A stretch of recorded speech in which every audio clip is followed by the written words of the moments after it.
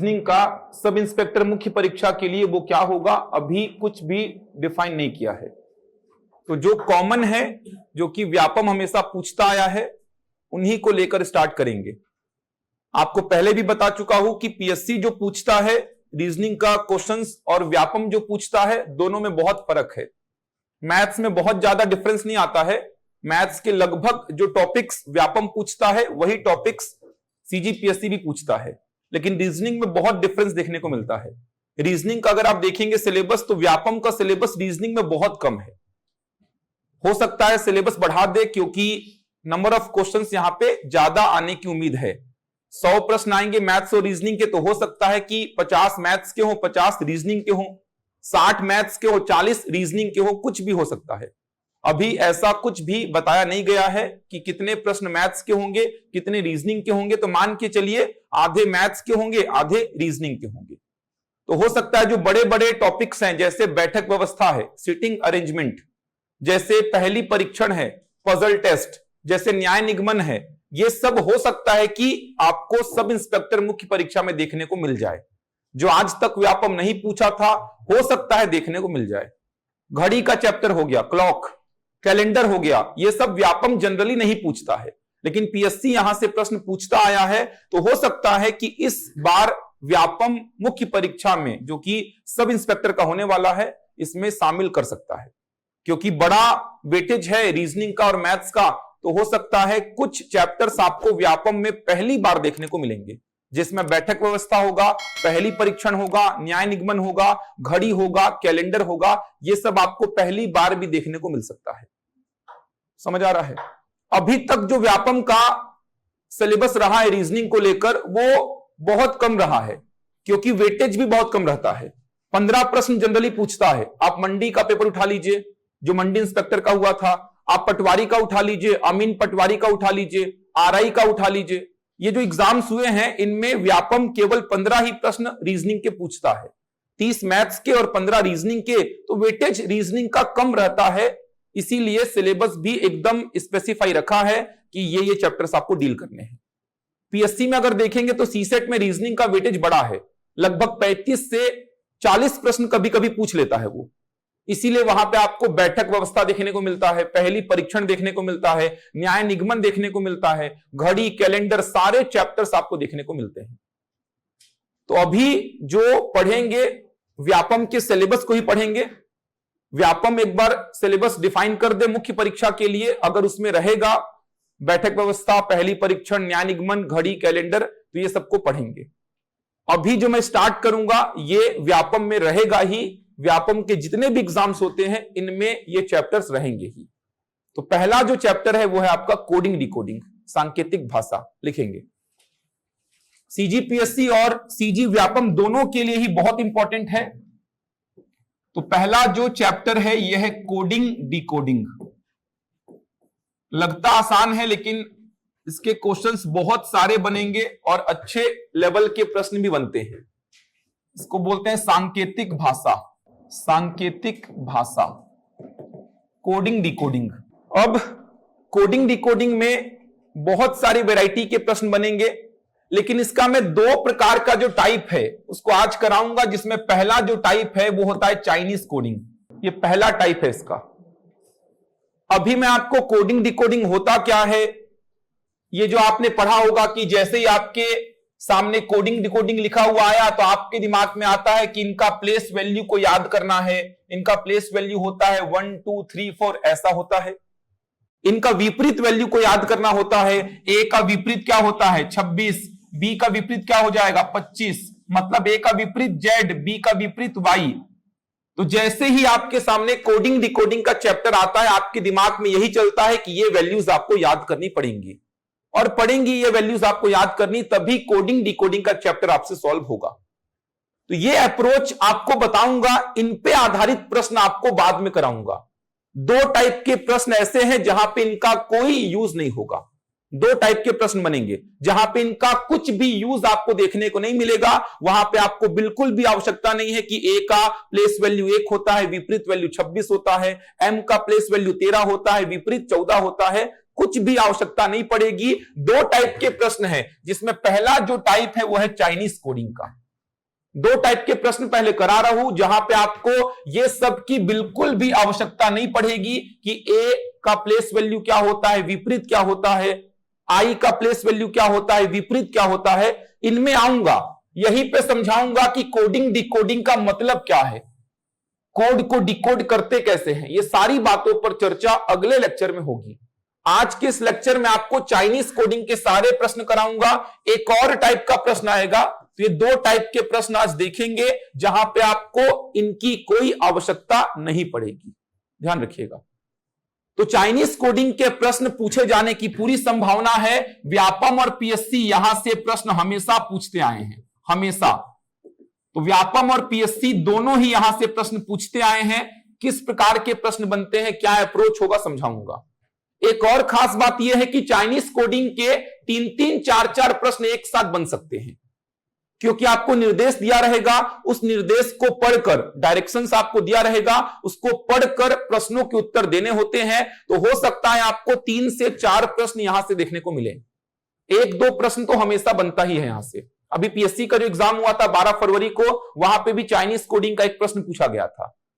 2017, 2018 इन वर्षों के पेपर को देखोगे तो चाइनीज कोडिंग के 3-3, 4-4 प्रश्न आपको एक साथ दिखाई देंगे, एक साथ। आप बैंकिंग का पेपर देखिए, एसएससी का देखिए, रेलवे का देखिए, तो चाइनीज कोडिंग के 3-3, 4-4 प्रश्न एक साथ दिखाई देते हैं आपको, क्योंकि डायरेक्शंस दिया रहेगा, उस डायरेक्शंस को रीड करके प्रश्नों के उत्तर देने होते हैं आपको।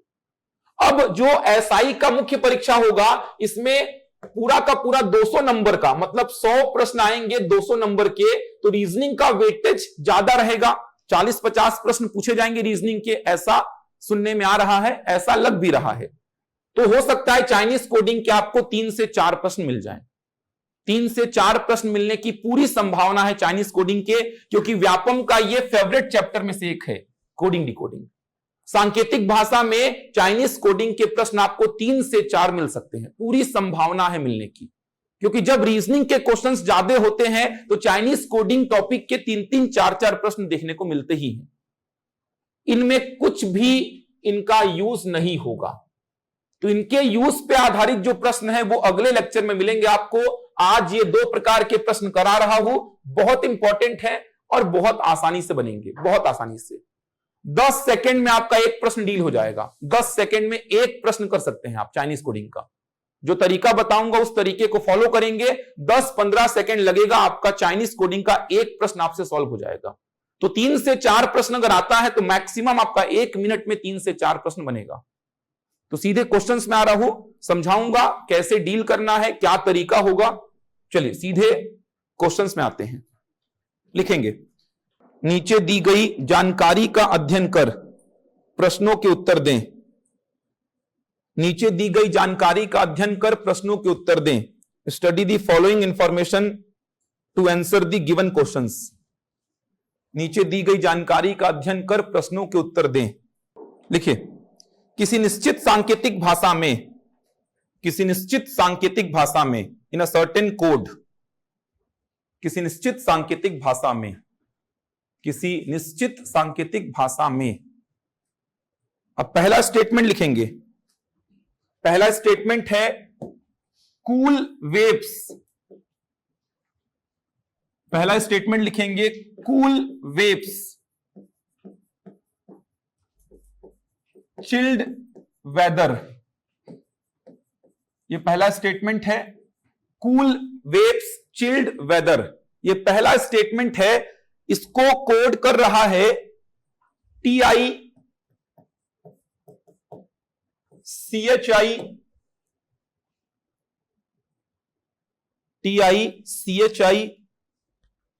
SUPIC।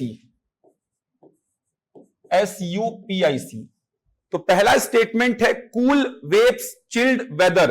एक बात का यहां पे ध्यान रखेंगे, आप ऐसा बिल्कुल नहीं करेंगे कि कूल का कोड हो जाएगा सर TI, वेव्स का कोड हो जाएगा CHI, चिल्ड का कोड हो जाएगा SU, वेदर का कोड हो जाएगा PIC। ऐसा बिल्कुल नहीं करेंगे आप। समझ आ रहा है? आपको यह समझना है कि कूल का जो कोड है वो इन चारों में से कुछ ना कुछ होगा। वो क्या होगा, यही सब आपको फाइंड करना है।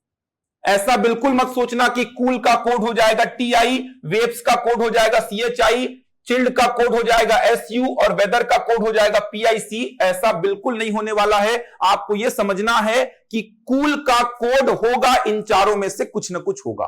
क्या होगा वो देखेंगे। वेव्स का कोड इन चारों में से कुछ ना कुछ होगा, चिल्ड का कोड इन चारों में से कुछ ना कुछ होगा और वेदर का कोड इन चारों में से कुछ ना कुछ होगा। क्या होगा उसी को फाइंड करना है। चलिए अगला स्टेटमेंट लिखिए। लिखेंगे जनवरी is cool month. January is cool month, यह सेकेंड आपका स्टेटमेंट है। जनवरी is cool month. January is cool month.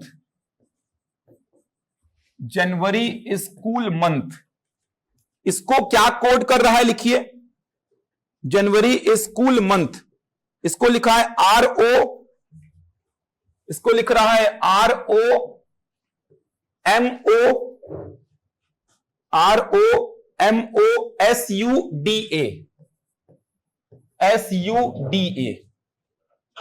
तो यहां पे भी वही बात लागू होगी। आप ऐसा बिल्कुल नहीं करेंगे कि जनवरी का कोड RO हो जाएगा सर, इस का कोड MO हो जाएगा, कूल का कोड SU हो जाएगा, मंथ का कोड DA हो जाएगा। ऐसा बिल्कुल नहीं करेंगे आप। जनवरी का कोड इन चारों में से कुछ ना कुछ होगा। वो क्या होगा, कैसे फाइंड करना है बताऊंगा मैं आपको। अगला लिखिए lovely month chilled season. Lovely month, lovely month chilled season. Lovely month chilled season, इसको लिखा है MOPIC, MOPIC KINIC, KINIC। ये तीसरा स्टेटमेंट हो गया। Lovely month chilled season, MOPIC KINIC। Last है December is cool season. December is cool season. December is cool season, इसको लिखा है SUNIC, SUNIC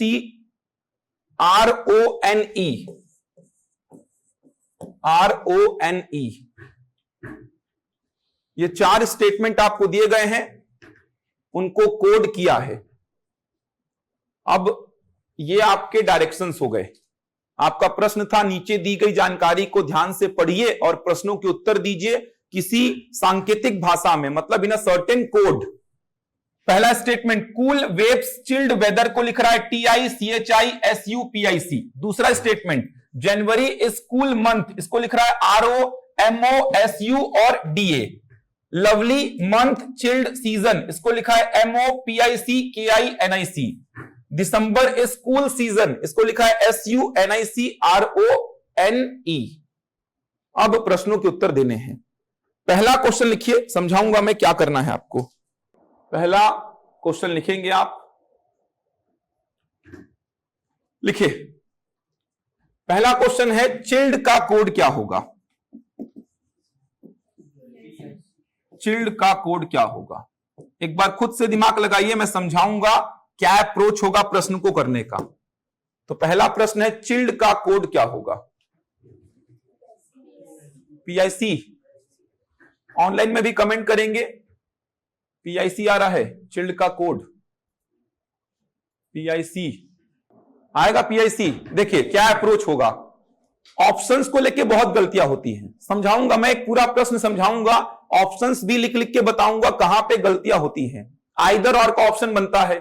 कुछ वर्ड ऐसे मिल जाएंगे जो प्रश्न में रहेंगे ही नहीं, ऐसे भी कुछ वर्ड मिलते हैं जो प्रश्न में होते ही नहीं है। उस केस में क्या करना है, सारी बातों को एक ही प्रश्न में समझेंगे।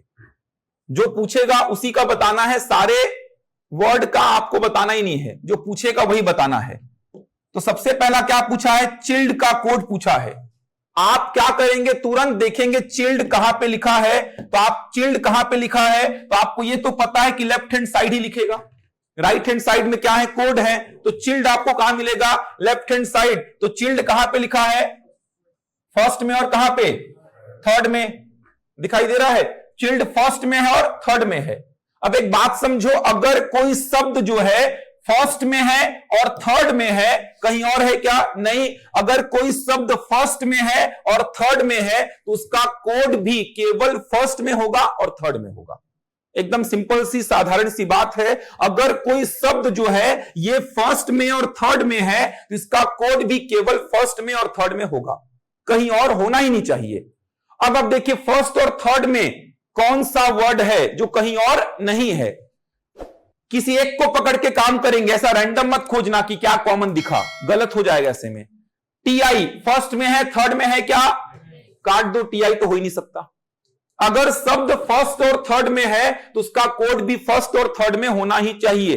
तो टीआई को पकड़ा, या तो आप इसको पकड़ के काम करो या तो आप इसको पकड़ के काम करो। तो टीआई फर्स्ट में है, थर्ड में है क्या, नहीं है, हटा दो। सीएचआई फर्स्ट में है, थर्ड में है क्या, हटा दो। एसयू फर्स्ट में है, थर्ड में है क्या, हटा दो। पीआईसी फर्स्ट में है, थर्ड में है, तो आपको कोड मिल गया क्या, पीआईसी। समझ पा रहे हैं, बहुत आसान अप्रोच है। आपने देखा कि चिल्ड जो है ये केवल फर्स्ट में और थर्ड में है, कहीं और नहीं है। केवल फर्स्ट और थर्ड में चिल्ड लिखा हुआ है, कहीं और नहीं है। इसका मतलब चिल्ड का कोड भी केवल फर्स्ट और थर्ड में होगा, कहीं और नहीं होगा। तो आपने यहां से देखा कि फर्स्ट और थर्ड में क्या है, तो टीआई फर्स्ट में है, यहां नहीं है, काट दो।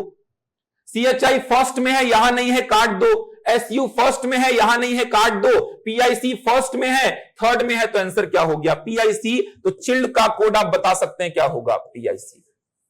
समझ आ रहा है। शब्द अगर केवल पहले में होता तो उसका कोड भी केवल पहले में। समझ आ रहा है।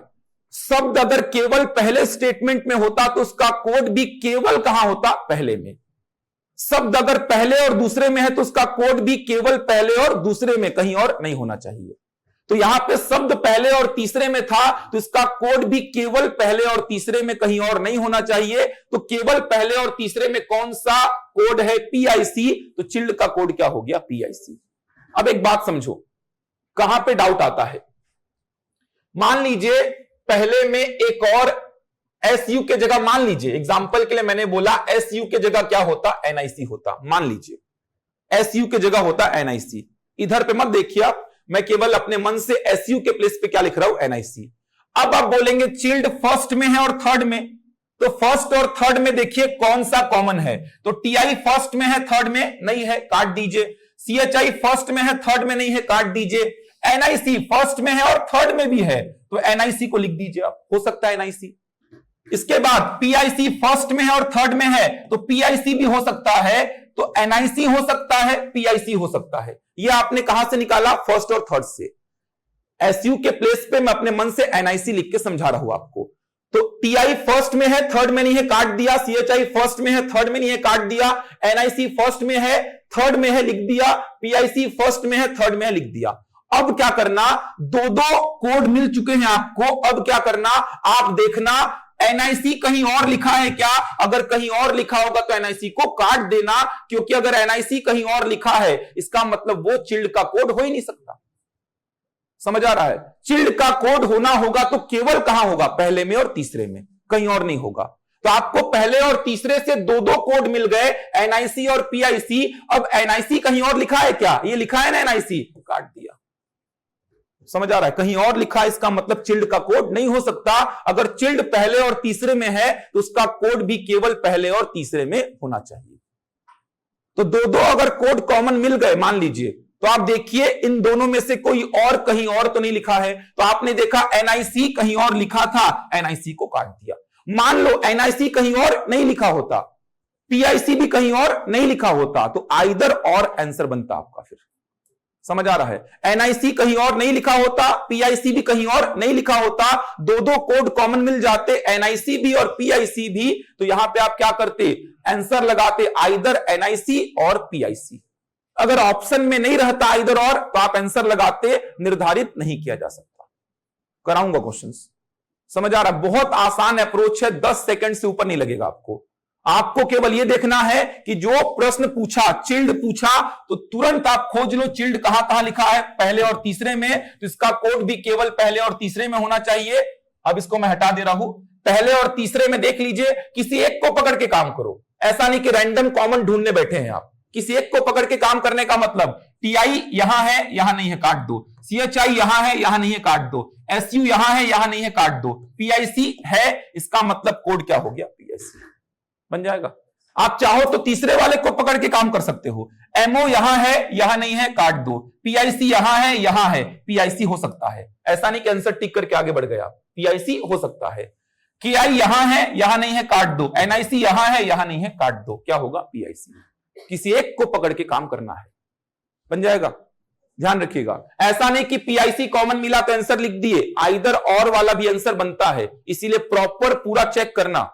पहले और तीसरे में चिल्ड है, इसका कोड पहले और तीसरे में होना चाहिए, कहीं और होना ही नहीं चाहिए। अगर दो दो कोड कॉमन मिल जाते तो आप देखते इनमें से कोई सा कोड कहीं और लिखा है क्या, कहीं और लिखा है तो काट दो, कहीं और नहीं लिखा है तो आइदर और का आंसर बनेगा। फिर क्लियर है यहां तक? तो जो बातें एक्स्ट्रा बता रहा उसको भी ध्यान रखिएगा भाई। दूसरा क्वेश्चन लिखिए, वेदर का कोड बताओ मेरे को, वेदर का कोड बताओ, वेदर का कोड। हाँ बताइए, जो ठीक लगे वो बताइए मेरे को, आपको जो समझ आ रहा है, वेदर का कोड बताओ। ठीक, समझ आ रहा है, आइदर और लगेगा यहां पे। अब ऑप्शंस लिखवाऊंगा, ऑप्शंस कैसे रहेंगे तो क्या टिक करना है, आ रहा है? केवल सीएचआई,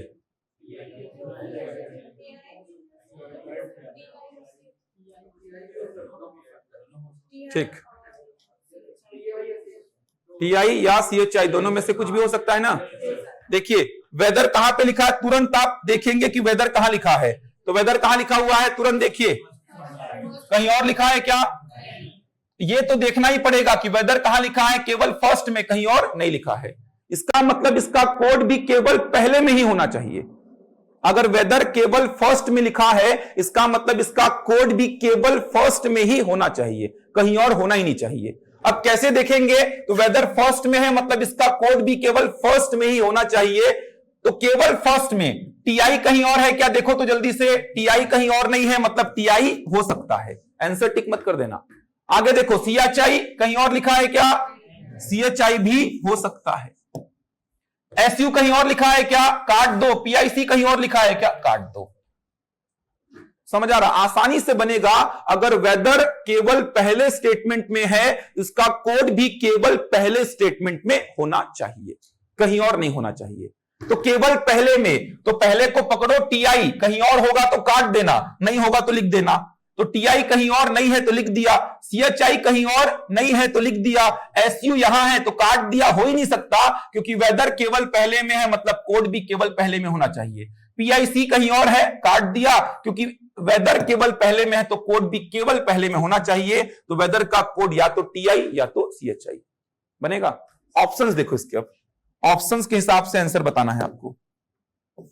देखो अगर ऑप्शन ऐसा रहता, ऑप्शन पहला है टीआई, ऑप्शन दूसरा है सीएचआई, ऑप्शन तीसरा है या तो टीआई, या फिर ऑप्शन को ऐसा लिखिए, या तो ए या तो बी, और ऑप्शन डी है मान लो आरओ, तो आंसर क्या टिक करेंगे, यहां पे आंसर टिक करेंगे आप कौन सा, सी। या तो ऑप्शन ए होगा या तो ऑप्शन बी होगा, समझ आ रहा है, या तो ए या तो बी, समझ आ रहा है। टीआई एक वर्ड का कोड एक ही तो होगा, आपको जानकारी नहीं है कि क्या होगा, लेकिन यह पता है या तो टीआई होगा या तो सीएचआई होगा।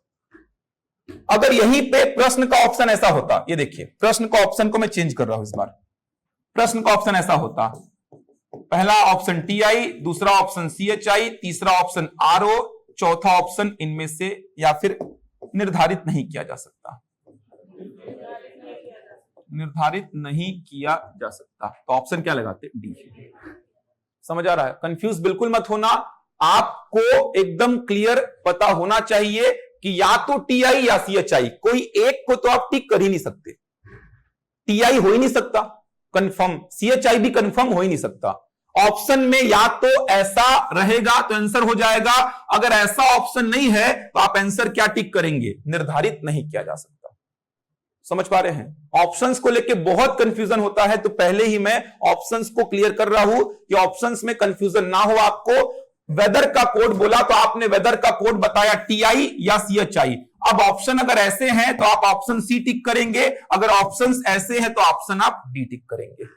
किसी एक को तो बोल ही नहीं सकते आप, टीआई नहीं बोल सकते, सीएचआई नहीं बोल सकते। अच्छा मान लो यहां पे टीआई होता ही नहीं, यहां पे मान लो एमओ होता, मान लीजिए एमओ होता, ऑप्शन है एमओ सीएचआई आरओ निर्धारित नहीं किया जा सकता, तो भी क्या होता, निर्धारित नहीं किया जा सकता। ऐसा नहीं कि सर एमओ तो होगा नहीं, आरओ तो होगा नहीं, सीएचआई हो सकता है, तो ऐसा नहीं है। सीएचआई कंफर्म बोल सकते हो क्या, नहीं बोल सकता। सीएचआई टीआई दोनों में से कौन होगा आपको पता ही नहीं है। तो ऑप्शन में अगर टीआई सीएचआई दोनों हैं, उसके बाद तीसरा ऑप्शन आरओ, चौथा निर्धारित नहीं किया जा सकता, तो निर्धारित नहीं किया जा सकता। टीआई नहीं होता, टीआई के प्लेस पे एमओ होता, सीएचआई आरओ, तो भी सीएचआई को टिक नहीं करना था, किसको टिक करते, निर्धारित नहीं किया जा सकता। ऑप्शन ऐसा होता टीआई सीएचआई या तो ए या तो बी फिर आरओ, तो ऑप्शन सी टिक कर देते आप, बन जाएगा। किसी एक को तो आंसर बोल ही नहीं सकते, क्योंकि आप निकाल ही नहीं पा रहे हो कि टीआई है या सीएचआई है। आप निकाल ही नहीं सकते कि गारंटी टीआई होगा या गारंटी सीएचआई होगा, आप नहीं बता सकते। तो किसी एक को तो आंसर बोलना ही मत। ऑप्शन अगर नहीं है इस प्रकार का तो आप निर्धारित नहीं किया जा सकता, ये टिक करेंगे। चिल्ड का एकदम क्लियर पता है आपको क्या होगा, पीआईसी बन जाएगा। तो वापस से एक बार देख लीजिए, कहीं पे भी डाउट होगा तो सबसे पहले आपने देखा चिल्ड का कोड, तो चिल्ड का कोड आप देख पा रहे हैं। सबसे पहला अप्रोच होगा कि आप देखेंगे चिल्ड कहां पे लिखा है, जहां जहां लिखा होगा उसको देखेंगे। तो चिल्ड आपका लिखा था पहले में और तीसरे में, कहीं और नहीं लिखा था। इसका मतलब चिल्ड का कोड केवल पहले में और तीसरे में, कहीं और होना ही नहीं चाहिए। तो टीआई पहले में है, तीसरे में नहीं है, काट दो। सीएचआई पहले में है, तीसरे में नहीं है, काट दो। एसयू पहले में है, तीसरे में नहीं है, काट दो। पीआईसी पहले में है, तीसरे में है, तो चिल्ड का कोड हो गया पीआईसी।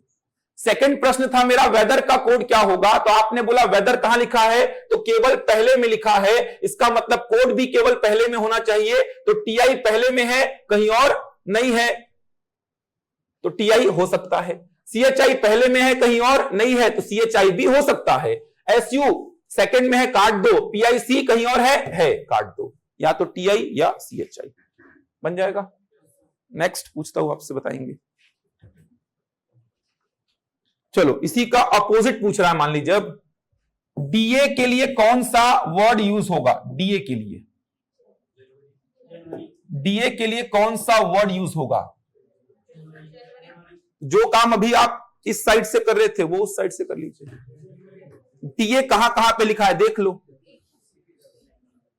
डीए कहां कहां पे लिखा है देख लो। और डीए अगर केवल सेकंड में है तो इसका कोड भी केवल सेकंड में। डीए अगर केवल सेकंड में है मतलब इसके लिए जो वर्ड यूज होगा वो भी केवल कहां होना चाहिए, सेकंड में।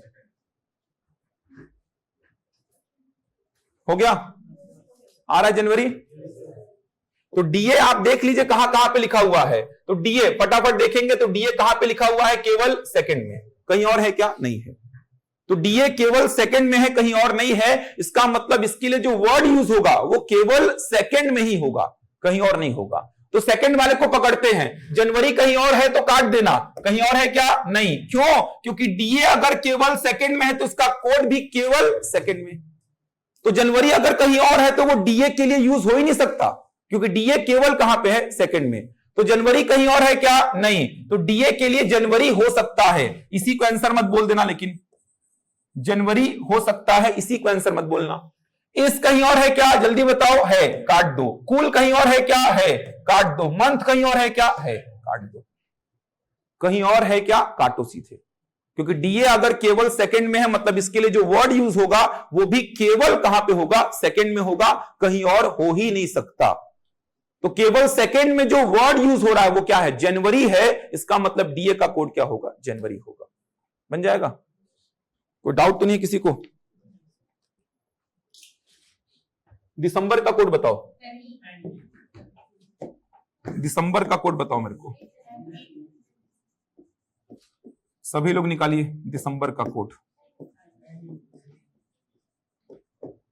दिसंबर का कोड आ रहा है एनी, ठीक, बनाइए बाकी लोग भी। एनी आ रहा है, बहुत बढ़िया, एनी आएगा, बहुत बढ़िया, बनाओ सभी लोग, बनाओ जल्दी से। ऑनलाइन में आ रहा है सबका, ठीक ठीक, एनी आ रहा है, आ रहा है एनी। कहां पे लिखा है दिसंबर? कहीं और है क्या? केवल चौथे में है, इसका मतलब इसका कोड भी केवल चौथे में ही होगा, कहीं और नहीं होगा।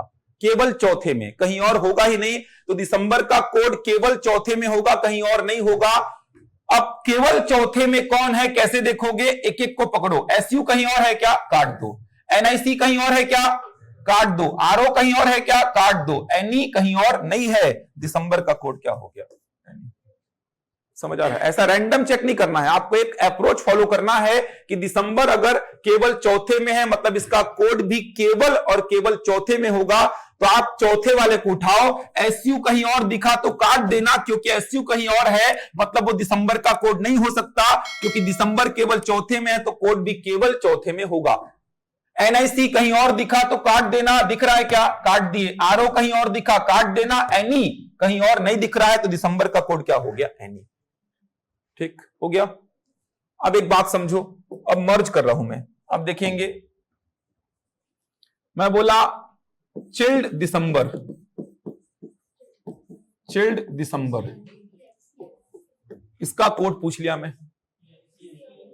चिल्ड दिसंबर, पीआईसी एनी। अब एक बात समझो, कहां पे कंफ्यूजन होता है?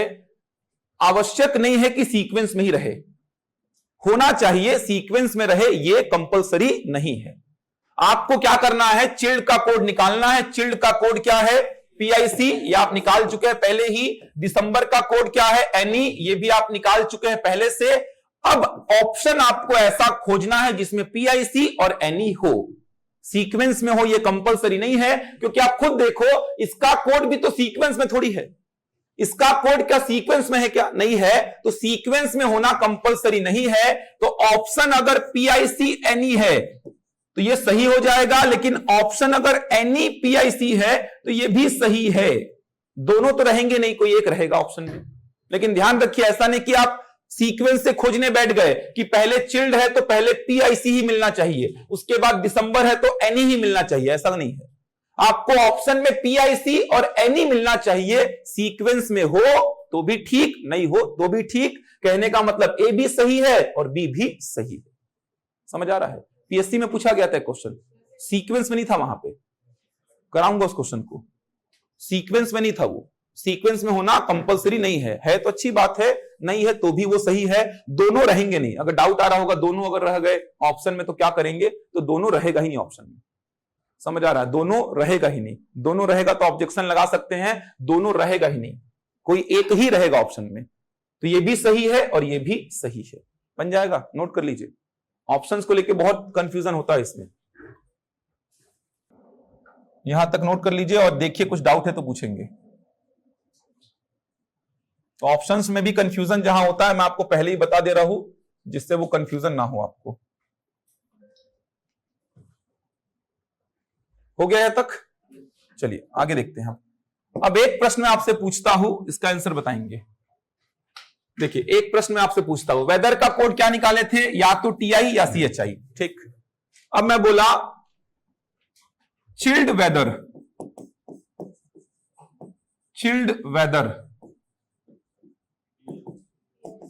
इसका कोड क्या बताएंगे? देखिए यहां पे कंफ्यूजन होगा। कोड तो दो ही ठो रहेगा, तीन तो रहेगा ही नहीं। कोड तो दो ही रहेगा। समझ आ रहा है? दो वर्ड है, मतलब कोड भी कितना रहेगा? दो। ऑप्शन में तीन रहेगा ही नहीं, दो ही कोड रहेगा। अब एक बात समझो, वेदर का आपने क्या बताया है? टीआई या फिर सीएचआई, पहले निकाल लेना। चिल्ड का कंफर्म क्या है? पीआईसी। तो ऑप्शन ऐसा देखना जिसमें पीआईसी तो होना ही चाहिए। ऑप्शन ऐसा देखेंगे जिसमें पीआईसी तो होना ही चाहिए, क्योंकि चिल्ड का पीआईसी ही होगा। तो ऐसा ऑप्शन जिसमें पीआईसी तो होना ही चाहिए, और इन दोनों में से कोई एक चलेगा। समझ आ रहा है? इन दोनों में से कोई एक चलेगा। मतलब अगर मैं ऐसा ऑप्शन लिखता हूं, देखो PIC TI चलेगा। अगर मैं ऐसा ऑप्शन लिखता हूं PIC CHI चलेगा। सीक्वेंस को पलट देता हूं TI PIC चलेगा, CHI PIC चलेगा। चारों ऑप्शन चलेंगे यहां पे, कोई एक रहेगा, चारों चलेंगे। समझ आ रहा है? जो कंपलसरी है, कंपलसरी क्या है? चिल्ड कंपलसरी है कि रहेगा ही, तो चिल्ड का कोड PIC ये तो रहेगा ही, इसको तो आप हिला नहीं सकते, ये तो ऑप्शन में होना ही चाहिए। और वेदर का TI CHI दोनों में से कोई एक चलेगा, तो PIC है, इन दोनों में से कोई एक चलेगा। PIC है, इन दोनों में से कोई एक चलेगा। PIC है, इन दोनों में से कोई एक चलेगा। सीक्वेंस कंपलसरी नहीं है। PIC है, TI CHI इन दोनों में से कोई एक चलेगा। अगर ऑप्शन ऐसा होता TI CHI तो क्या सही होता? ये नहीं होता, नहीं होता ये, क्योंकि चिल्ड का तो PIC होना ही चाहिए, और जो आइदर और वाला है उनमें से कोई एक चलेगा। नोट कर लीजिए यहां तक।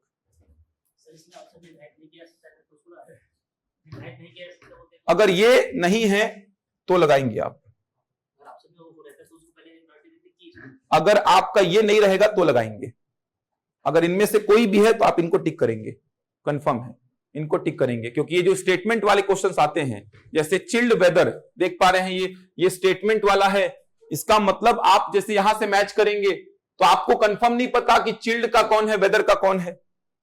वेदर का तो आपने निकाल लिया क्या है, तो वेदर का आपने निकाला है TI CHI दोनों में से कोई एक होगा। चिल्ड का क्या है? PIC है।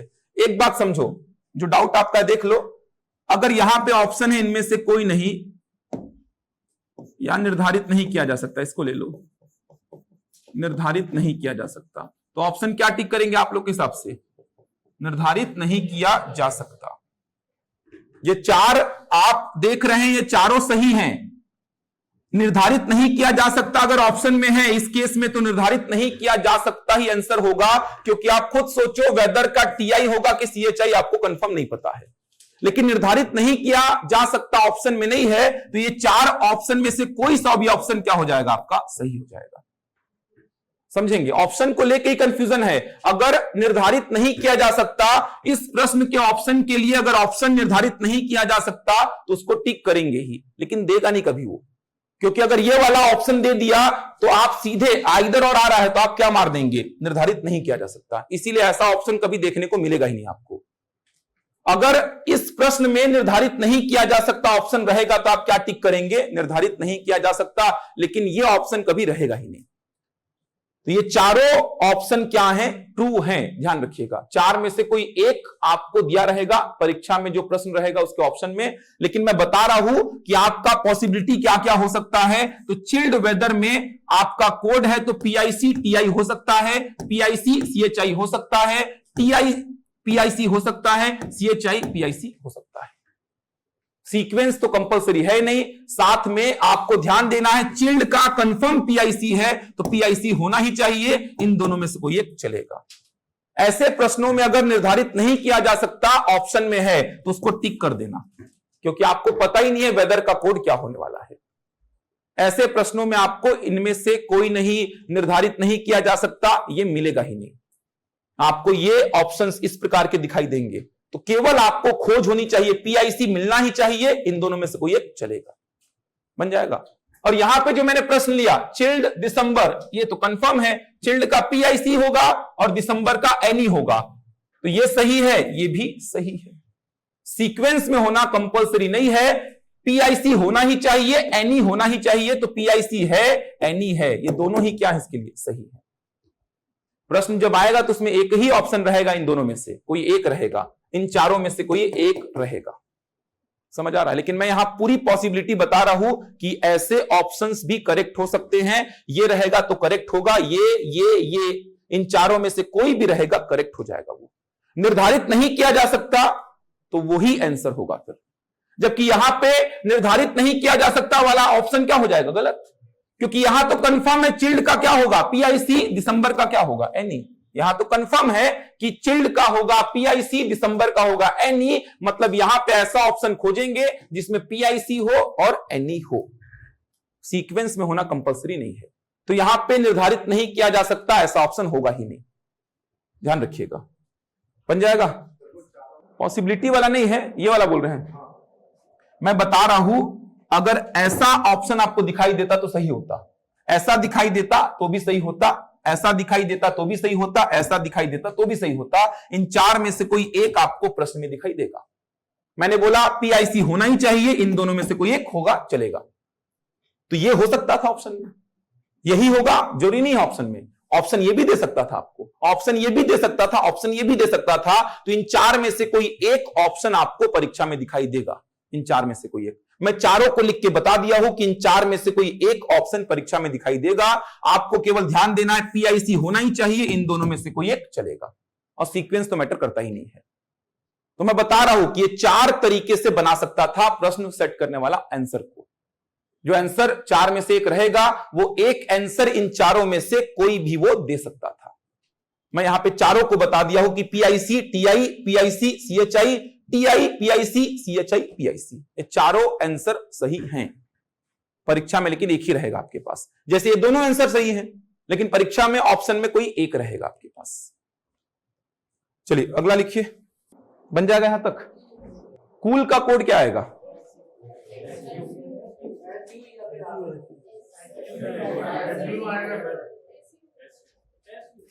कूल का कोड बताइए। आ रहा है एसयू? कूल का कोड बताइए। एसयू आएगा। आरओ किसका आ रहा था? आरओ किसका आ रहा है? आरओ किस व्यक्ति का आ रहा है ये पूछ रहा हूं। डाउट है क्या कुछ? आरओ देख लीजिए, समझ आ जाएगा आपको। आपको देखना है कूल का कोड, तो कूल कहां कहां है खोज लीजिए। तो कूल पहले में है, दूसरे में है और चौथे में है। पहला, दूसरा और चौथा, समझ आ रहा है? पहला में है, दूसरा में है और चौथा में है। तो देख लो पहला, दूसरा और चौथा में कौन है। तो आप किसी एक को उठा के काम करना। टीआई पहले में है, दूसरे में नहीं है, तो इसको काट ही दो, चौथा देखने की आवश्यकता ही नहीं है। सीएचआई पहले में है, दूसरे में नहीं है, काट दो, चौथा देखने की आवश्यकता ही नहीं है। एसयू पहले में है, दूसरे में है और चौथे में भी है, तो एसयू को लिख दो, इसी को आंसर मत बोलना। पीआईसी पहले में है, दूसरे में नहीं है, काट दो, तो फाइनल कौन हो गया? एसयू।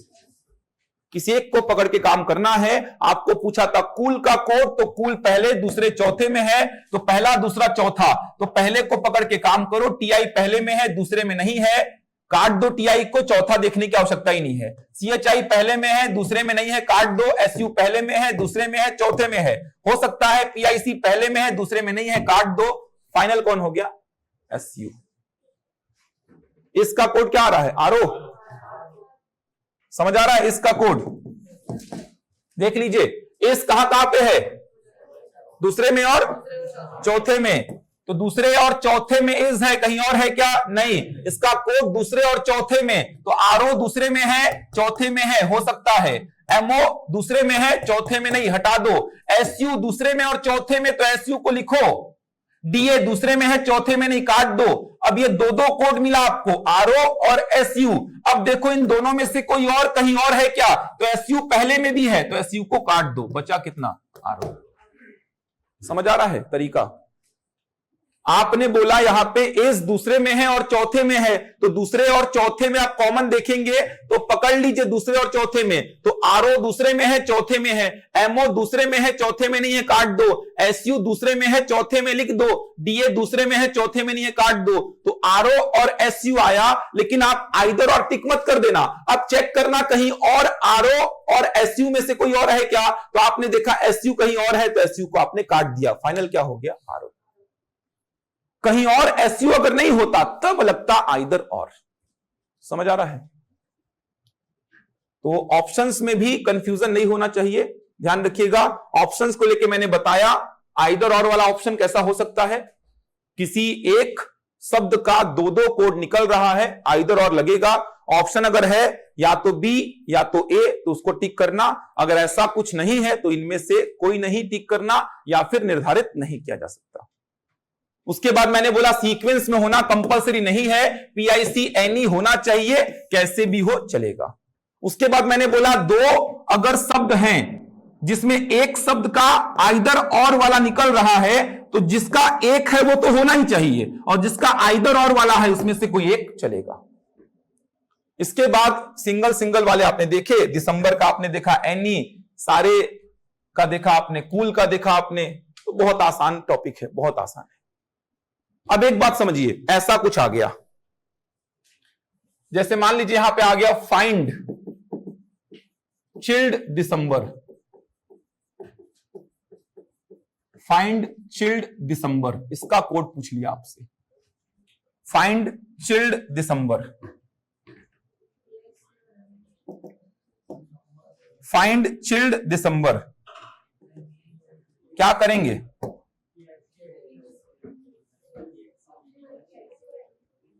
क्या होगा? 3 होने चाहिए, 3 अगर हैं तो 3 होने चाहिए। फिर क्या करते फिर? बिल्कुल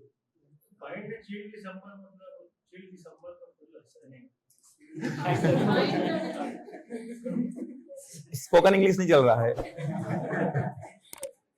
समझ आ रहा है? स्पोकन इंग्लिश नहीं है ये फाइंड मतलब खोजो, फाइंड की जगह मेरा नाम लिख लो, चलो फिर क्या करोगे? तो ऐसा नहीं कि फाइंड चिल्ड दिसंबर, यहां फाइंड का मतलब ऐसा नहीं है भाई खोजो, खोजो नहीं उसका मतलब। फाइंड चिल्ड दिसंबर ये पूरा एक स्टेटमेंट है, इसका कोड आपको बताना है। तो पहली बार जब ऐसा प्रश्न पूछा था सीजीपीएससी, बैंकिंग तो पूछता ही है, पहली बार जब सीजीपीएससी ऐसा प्रश्न पूछा था तो बच्चे मेरे पास ऑब्जेक्शन के लिए लेके आए थे कि ये क्वेश्चन डिलीट हो जाएगा सर, क्योंकि फाइंड तो था ही नहीं, पूरे प्रश्न में कहीं पे फाइंड है ही नहीं, तो प्रश्न क्या हो जाएगा? डिलीट, गलती से टाइप हो गया होगा। ये वैसे भी गलतियां होते रहती हैं पीएससी में तो गलती से फाइंड लिखा गया होगा, फाइंड ऐसा कुछ होगा नहीं, क्योंकि फाइंड तो प्रश्न में ही नहीं है, तो ऐसा बिल्कुल नहीं है, प्रश्न गलत नहीं है, ऑप्शन से आपको आंसर निकालना पड़ेगा। अब समझ आ रहा है? चिल्ड का तो निकाल लेंगे आप, क्या आएगा? पीआईसी, दिसंबर का एनी, तो पीआईसी और एनी तो ऑप्शन में होना ही चाहिए, कंपलसरी है। और एक और कोड ऐसा उठाएंगे जो कि पूरे प्रश्न में कहीं पे ना हो, क्योंकि फाइंड अगर पूरे प्रश्न में कहीं पे नहीं है, इसका मतलब वो कोड भी पूरे प्रश्न में कहीं पे नहीं होना चाहिए। जैसे मान लीजिए पहला ऑप्शन है मेरा पीआईसी एनी आरओ, दूसरा ऑप्शन है मेरा एनी पीआईसी केआई, तीसरा ऑप्शन है केआई आरओ और एनी, चौथा ऑप्शन है एनी पीआईसी और एए, ऑप्शन डी हो जाएगा। समझ आ रहा है? ऑप्शन हो जाएगा डी। आप देखेंगे पीआईसी और एनी तो होना ही चाहिए, तो पीआईसी एनी है, पीआईसी एनी है, ये तो नहीं है, खत्म हो गया ये तो पहले ही, क्योंकि पीआईसी एनी होना ही चाहिए। पीआईसी एनी मतलब ए बी डी, इनमें से कुछ होगा। अब समझो जो बचा है वो किसको दे दो? फाइंड को। तो फाइंड को आप आरओ दे सकते हो क्या? नहीं, क्योंकि आरओ ऑलरेडी प्रश्न में है, तो जो प्रश्न में है वो फाइंड का तो हो ही नहीं सकता, तो पहला ऑप्शन खत्म। आप केआई फाइंड को दे सकते हो क्या? नहीं दे सकता, क्योंकि केआई प्रश्न में है जबकि फाइंड है ही नहीं, तो बी भी खत्म। ए फाइंड को दे सकते हो, क्योंकि ए प्रश्न में भी नहीं है और फाइंड भी प्रश्न में नहीं है, ऑप्शन डी हो जाता। समझ आ रहा है? नोट कर लीजिए इसको। ये ऑप्शंस को लेके दिक्कत होती है, इसीलिए ऑप्शंस के साथ समझा रहा हूं, जिससे कोई भी प्रश्न आपका छूटे ना। और उम्मीद है कि 3 से 4 प्रश्न यहीं से बन जाएगा, क्योंकि नंबर ऑफ क्वेश्चंस जहां जहां ज्यादा होते हैं रीजनिंग के, चाइनीज कोडिंग का प्रश्न आपको वहां देखने को मिलता है। तो यहां पे 100 प्रश्न आएंगे, अब देखो कहां से कितने प्रश्न पूछ रहा है। लेकिन अगर 50-40 प्रश्न भी बने रीजनिंग के, तो चाइनीज कोडिंग के आपको 3-4 प्रश्न मिल सकते हैं। पीएससी पहले 3-3 प्रश्न पूछता था, बैंकिंग का पेपर दीजिए, आपको 4-4, 5-5 प्रश्न हर पेपर में मिलेगा। पीओ का हो, क्लर्क का हो, आईबीपीएस का दे दो, आप आरआरबी का दे दो, एसबीआई का दे दो, हर जगह पे आपको चाइनीज कोडिंग का 3-3, 4-4 प्रश्न मिलेगा।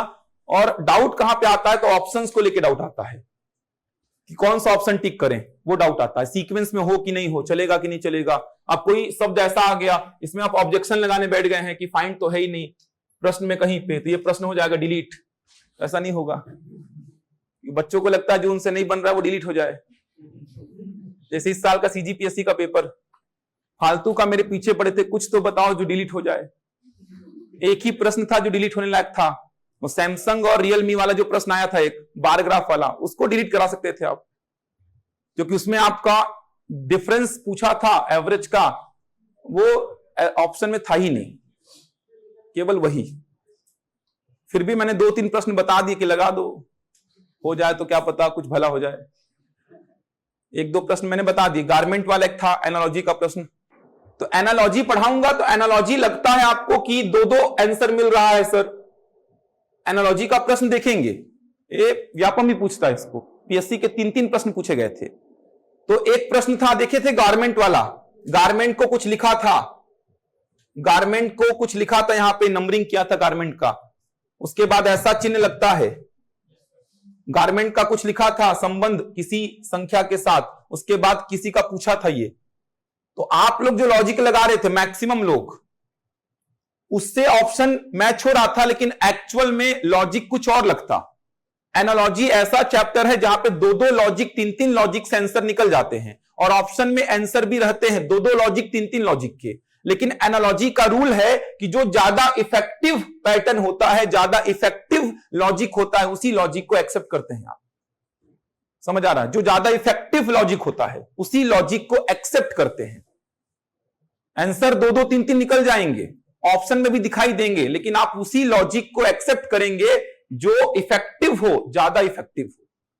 तो विलोपित शायद ही करेगा, फिर भी मैंने बता दिया कि लगा दीजिए, लगाना है तो। एनालॉजी के 2 प्रश्न थे, मैंने बता दिया कि लगा सकते हैं, क्योंकि एक लॉजिक ऐसा लगाओगे तो आंसर ऐसा आ जाएगा, ऐसा लॉजिक पीएससी लगाया है, उसके हिसाब से आंसर वो लिया है। लेकिन पीएससी का जो लॉजिक है वो ज्यादा इफेक्टिव है। पहला में जीएस में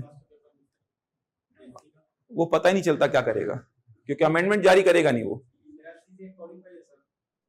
जीएस में कितना आ रहा है? जीएस में देखो, जीएस का सीधे रिजल्ट दिखेगा आपको, अमेंडमेंट तो आता ही नहीं है। पहले आता था, पिछले साल से बंद कर दिया है संशोधन करके, तो फाइनल मॉडल आंसर आता नहीं है। अब तो समझ में नहीं आता है कौन सा सही लिया है, कौन सा गलत लिया है।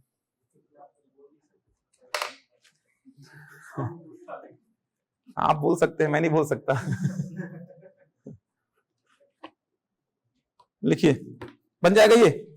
चलिए, एक पूरा कंप्लीट प्रश्न आपको दे रहा हूं मैं, उसके ऑप्शंस भी दूंगा, तो कंप्लीट एक प्रश्न रहेगा, उसको डील करेंगे आप लोग। किसी को डाउट है किसी पॉइंट पे तो पूछिए। ये ऑप्शंस को लेके कंफ्यूजन तो नहीं है?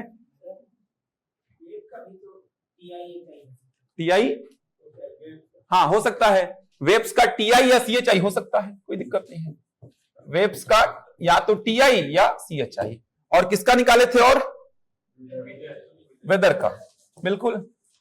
अब इन दोनों में से किसी एक का टीआई है, किसी एक का सीएचआई है, नहीं बता सकते आप। इन दोनों में से किसी एक का टीआई है, किसी एक का सीएचआई है, नहीं पता। तो आपने इसका बोला या तो टीआई या सीएचआई, या तो टीआई या सीएचआई, क्योंकि किसका टीआई है नहीं पता चल रहा है। क्योंकि आप देखेंगे तो वेब्स भी केवल कहां पे है? स्टेटमेंट 1 में, और वेदर भी केवल कहां पे है? स्टेटमेंट 1 में। तो ये तो आना ही था आइदर और। वेब्स भी केवल स्टेटमेंट 1 में और वेदर भी केवल स्टेटमेंट 1 में, तो इन दोनों के कोड भी केवल कहां पे होंगे? स्टेटमेंट 1 में। तो यहां पे आपको पता ही नहीं चलेगा कि वेब्स का एक्चुअल में क्या है, वेदर का एक्चुअल में क्या है। दोनों का ही आंसर होगा, आइदर टीआई और सीएचआई।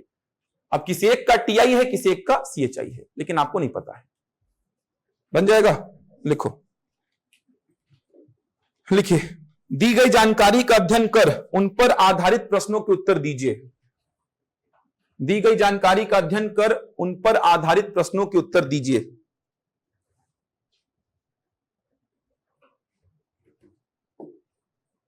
दी गई जानकारी का अध्ययन कर उन पर आधारित प्रश्नों के उत्तर दीजिए। किसी निश्चित सांकेतिक भाषा में, किसी निश्चित सांकेतिक भाषा में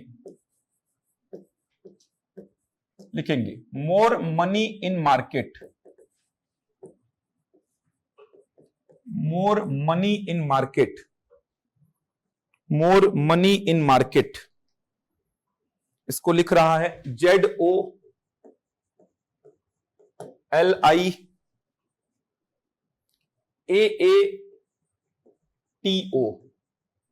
more money in market, ZOLIAA और TO। पहला स्टेटमेंट है मोर मनी इन मार्केट। दूसरा है share in market profit, share in market profit, share in market profit, share in market profit, इसको लिख रहा है VOTO,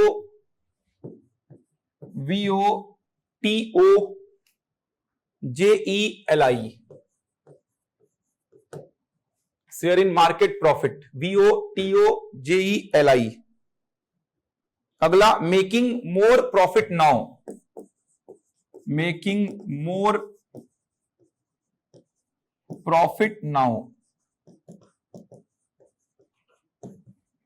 making more profit now, इसको लिख रहा है SUJEZOKA,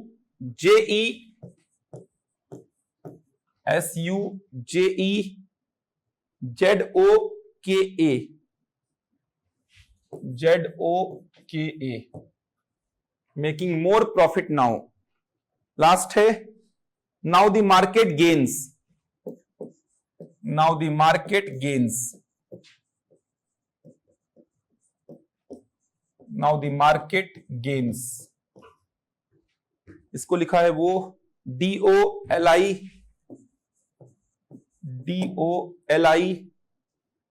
YOSU। ये 4 स्टेटमेंट है। पहला है मोर मनी इन मार्केट, दूसरा है शेयर इन मार्केट प्रॉफिट, तीसरा है मेकिंग मोर प्रॉफिट नाउ, चौथा नाउ द मार्केट गेन्स। लिख लिए? पहला क्वेश्चन लिखेंगे, ऑप्शन दूंगा, ऑप्शन को पढ़ के आंसर देंगे, जल्दबाजी नहीं करेंगे, ऑप्शन को पढ़ेंगे। पहला प्रश्न है VO किस शब्द के लिए यूज हुआ है? VO के लिए कौन सा शब्द होगा? ऑप्शंस हैं, पहला प्रॉफिट, दूसरा है इन, तीसरा है शेयर और चौथा है मार्केट। बताएंगे VO के लिए कौन सा शब्द यूज हुआ है?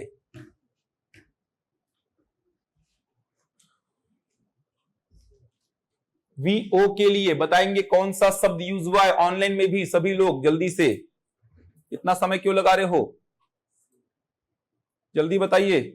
शेयर हुआ है, ठीक।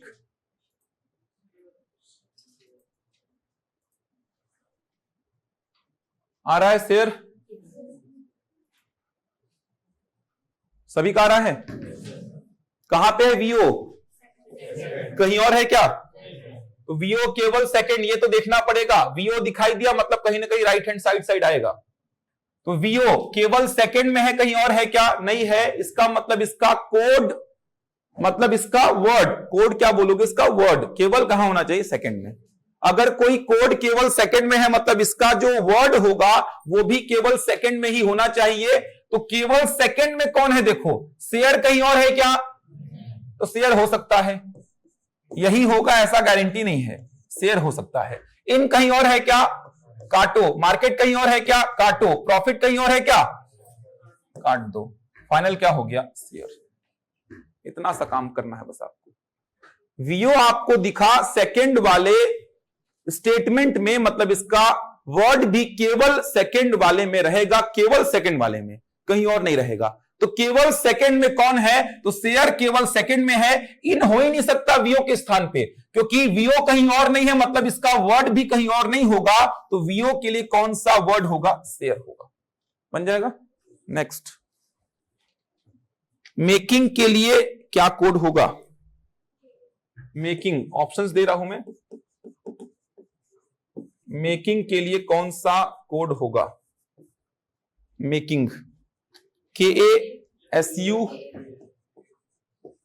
ऑप्शन है KASU, JE और ZO। ठीक, KA आ रहा है, आ रहा है KA, ठीक है। आ गया पीछे आप लोग का? क्या पूछा है? मेकिंग कहां पे है? मेकिंग केवल थर्ड, कहीं और है क्या? इसका कोड भी केवल थर्ड में होना चाहिए, कहीं और नहीं होना चाहिए। अगर मेकिंग केवल थर्ड में है मतलब इसका कोड भी केवल थर्ड में। तो केवल थर्ड में कौन है? देखो, SU कहीं और है तो काट देना है, इसीलिए काटा हूं इसको। जेई कहीं और है तो काट देना, जेडो कहीं और है तो काट देना, के ए बचेगा, यही होगा मेकिंग का कोड, ऑप्शन ए। तो केवल थर्ड में है मेकिंग, मतलब उसका कोड भी केवल थर्ड में होना चाहिए, कहीं और नहीं होना चाहिए। तो केवल थर्ड में कौन सा कोड है, के ए, तो मेकिंग का कोड क्या हो जाएगा, के ए। एसयू हो ही नहीं सकता, क्योंकि एसयू आप देख पा रहे हैं कहां पे है, चौथे में है, जबकि मेकिंग तो चौथे में है ही नहीं। जेई हो ही नहीं सकता, जेई सेकंड में है, जेडो हो ही नहीं सकता, फर्स्ट में है, के ए होगा मेकिंग का कोड। अगला लिखेंगे क्वेश्चन, गेन्स का पूछा है, ऑप्शंस लिख रहा हूं मैं, जल्दबाजी नहीं करेंगे। गेन्स का कोड पूछा है, ऑप्शंस लिख रहा हूं, ऑप्शंस के हिसाब से बताएंगे क्या आंसर होगा। एसयू पहला ऑप्शन है, डीओ दूसरा ऑप्शन है, तीसरा ऑप्शन है वाईओ, चौथा है या तो डीओ या वाईओ। ऑप्शन डी, या तो डीओ या वाईओ। ठीक, ऑप्शंस लिख लीजिए इसके। अगर ये नहीं होता तो निर्धारित नहीं किया जा सकता होता, इनमें से कोई नहीं होता तो आप इनमें से कोई नहीं को टिक करते, निर्धारित नहीं किया जा सकता इसको टिक करते आप। चौथा ऑप्शन अगर ये नहीं होता तो चौथा इसके प्लेस पे होता, निर्धारित नहीं किया जा सकता या इनमें से कोई नहीं, तो आप उसी को टिक करते, कांट बी डिटरमाइंड और नन ऑफ द अबव, लेकिन यहां पे डी हो जाएगा। देख लीजिए,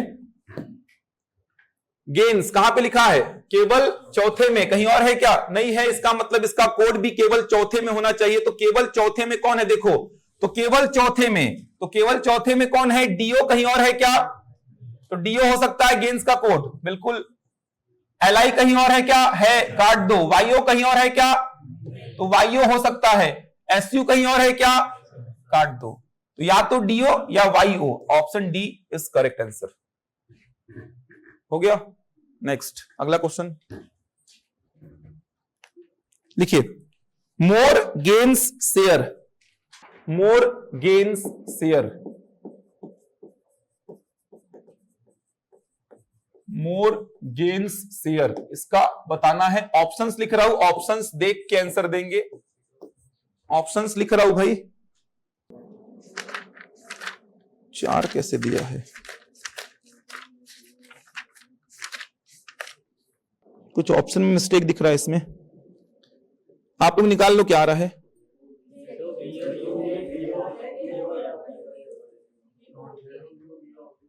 ठीक, अगर चारों हैं, मान लीजिए 4 अगर हैं कोड, तो फिर 4 कोड है, मतलब वो क्या किया है, गेन्स के लिए डीओ और वाईओ दोनों को यूज कर लिया है। ऐसा कभी पूछता नहीं है।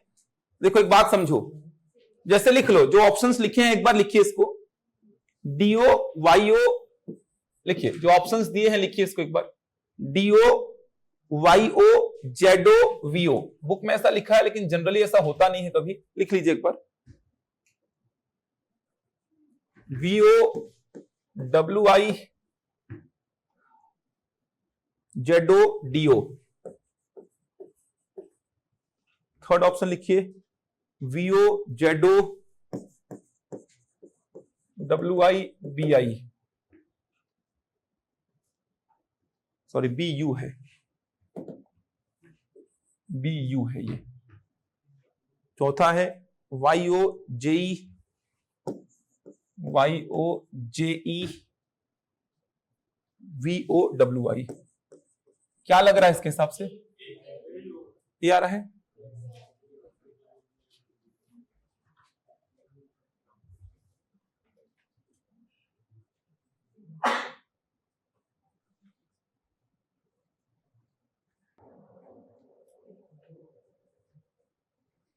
ये आ रहा है,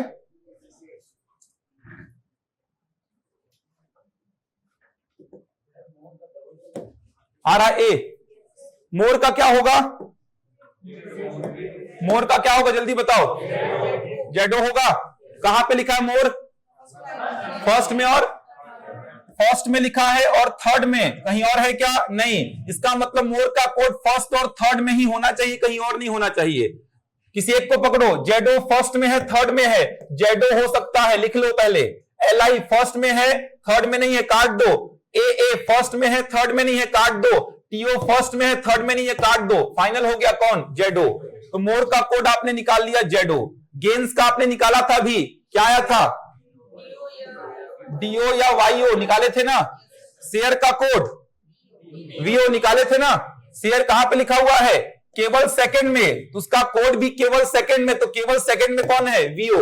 ये देखिए, अब एक बात समझो, यहां पे 4-4 दे दिया, जनरली देता नहीं है कभी, 4-4 दे दिया है, 4 दिया है, तो डीओ और वाईओ होना ही चाहिए, वीओ होना ही चाहिए, जेडो होना ही चाहिए।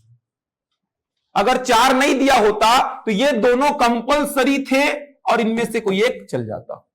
समझ आ रहा है, अगर 4 कोड नहीं दिया होता, 3 ही कोड होता, तो ये दोनों कंपलसरी थे, जेडो और वीओ, और इन दोनों में से कोई एक चल जाता। इस बात का ध्यान रखेंगे आप, बन जाएगा।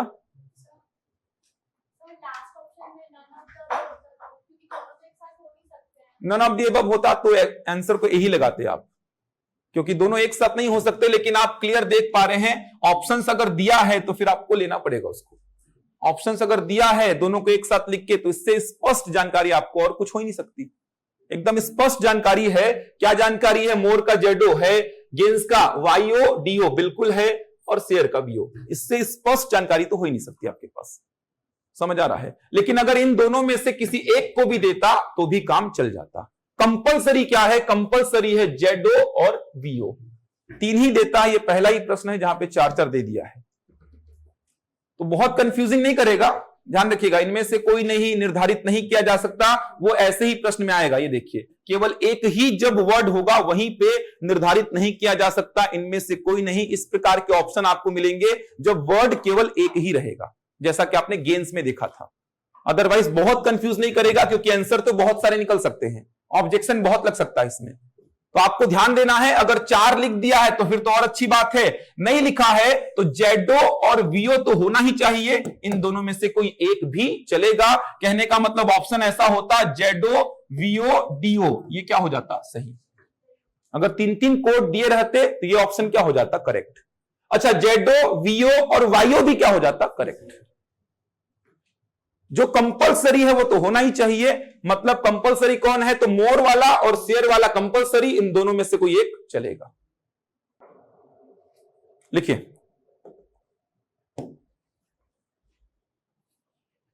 लिखिए TOKALIAA,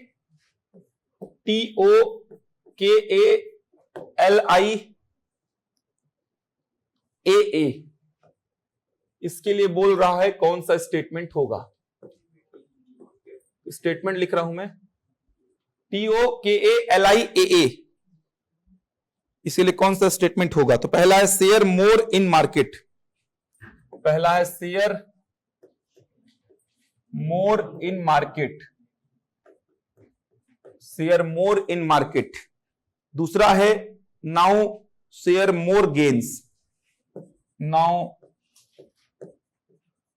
शेयर मोर गेन्स। तीसरा है the gains in market, the gains in market. और चौथा है making money in market, making money in market. बनाइए, TOKALIAA। TO भी प्रश्न में है क्या, है।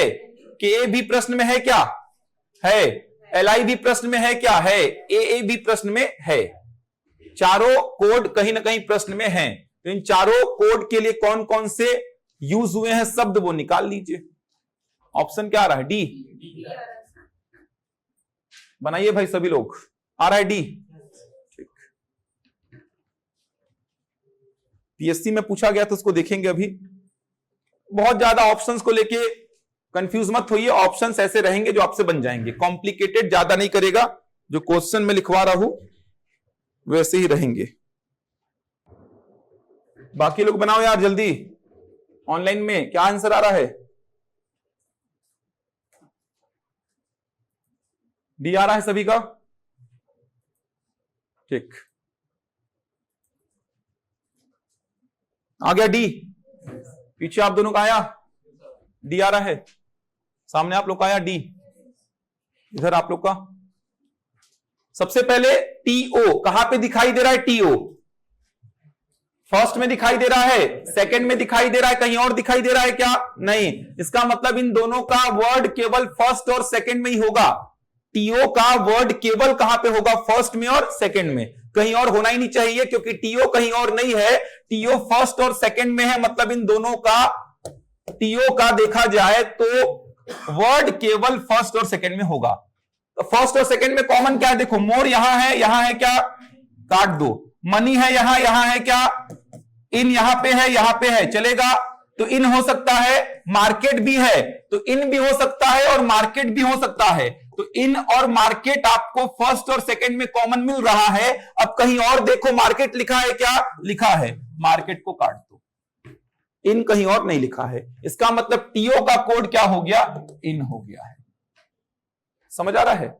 आपने क्या किया समझ लो भाई, यहीं पे डाउट आता है। आपने बोला टीओ लिखा है पहले में और दूसरे में कहीं और नहीं लिखा है, इसका मतलब इसके लिए वर्ड भी पहले और दूसरे में ही होगा। तो पहले और दूसरे में आपने बोला इन कॉमन है और मार्केट कॉमन है, तो इन और मार्केट पहले और दूसरे में कॉमन मिला, कहीं और मार्केट दिखा, आपने काट दिया, क्योंकि टीओ का कोड मार्केट हो ही नहीं सकता। टीओ अगर फर्स्ट और सेकंड में है तो कोड भी फर्स्ट और सेकंड में होगा। तो टीओ का कोड क्या मिल गया? इन। आगे बढ़ते हैं, के ए निकाले थे क्या? इसका क्या निकाले थे? कहां लिखा है के ए? केवल तीसरे में, कहीं और है क्या? तो केवल तीसरे में है, तो केवल तीसरे में मेकिंग है। मोर कहीं और है क्या? है, हटा दो। प्रॉफिट है, हटा दो।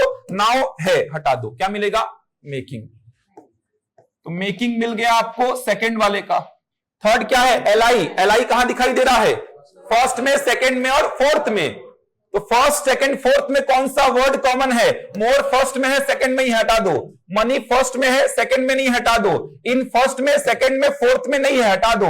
मार्केट फर्स्ट, सेकंड, फोर्थ, क्या आ गया? मार्केट। तीसरा हो गया मार्केट। यहीं से देखो तो मैच हो रहा है क्या? इन होना चाहिए, मेकिंग और मार्केट। तो इन यहां है, मेकिंग है नहीं है, मतलब ये खत्म। ये तो होना ही चाहिए ना, चौथे को नहीं निकाला हूं मैं। तो इन है, मेकिंग है क्या? नहीं, हट गया। ये तो हट गया, देखो, ना तो इन है, ना तो मेकिंग, ना तो मार्केट। ये भी हट गया। इन है, मार्केट है, मेकिंग नहीं है। ऑप्शन डी आ गया। आधे में आंसर मिल जाता है। सबको निकालने की आवश्यकता ही नहीं है आपको, सबको निकालने की आवश्यकता नहीं है। शुरू का 2 निकालते तो भी आंसर मिल जाता, मिलता ना। शुरू का 2 निकाले, इन और मेकिंग। इन और मेकिंग देखेंगे तो केवल ऑप्शन डी में है, पूरा को निकालने की आवश्यकता ही नहीं था आपको। समझ आ रहा है? शुरू का निकालते जाओ, आंसर मैच करते जाओ। आपने निकाला इन, इन कहां कहां है? यहां है, यहां है, यहां है। ऑप्शन बी खत्म हो गया। मेकिंग, तो इन और मेकिंग यहां पे नहीं है, यहां पे नहीं है, यहां पे नहीं है। ऑप्शन डी करेक्ट बन जाएगा। तो चेक करते जाइएगा, बीच में ही आपको आंसर मिल जाएगा ऑप्शन एलिमिनेट करके। तो पूरा करने की आवश्यकता भी नहीं है, बनेगा यहां तक। पीएससी में पूछा गया था, लिखेंगे इसको।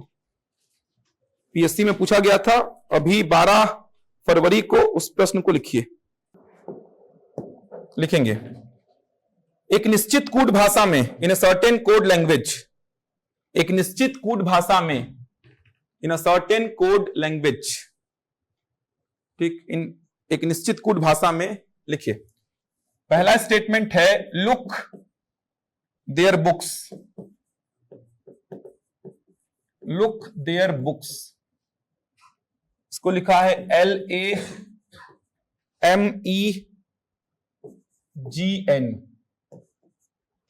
Look their books. इसको लिखा है LAME और GN। दूसरा है our books look good, our books look good.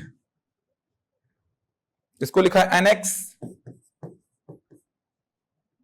GN, ME और AK। तीसरा है publish their good books, publish their good books, their good books. इसको लिखा है वो ME,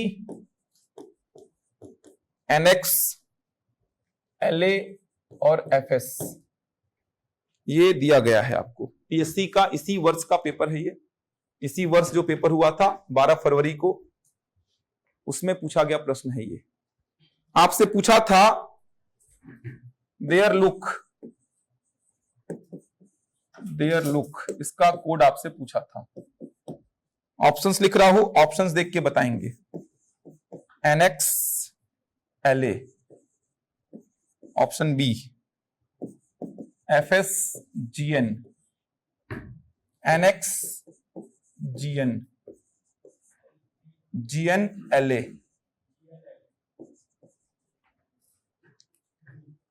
ऑप्शन वेरी गुड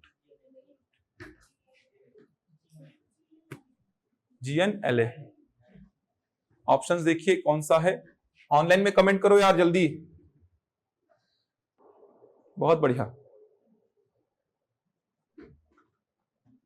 आ रहा है। ऑप्शन डी होगा, डी बनाओ भाई सभी लोग।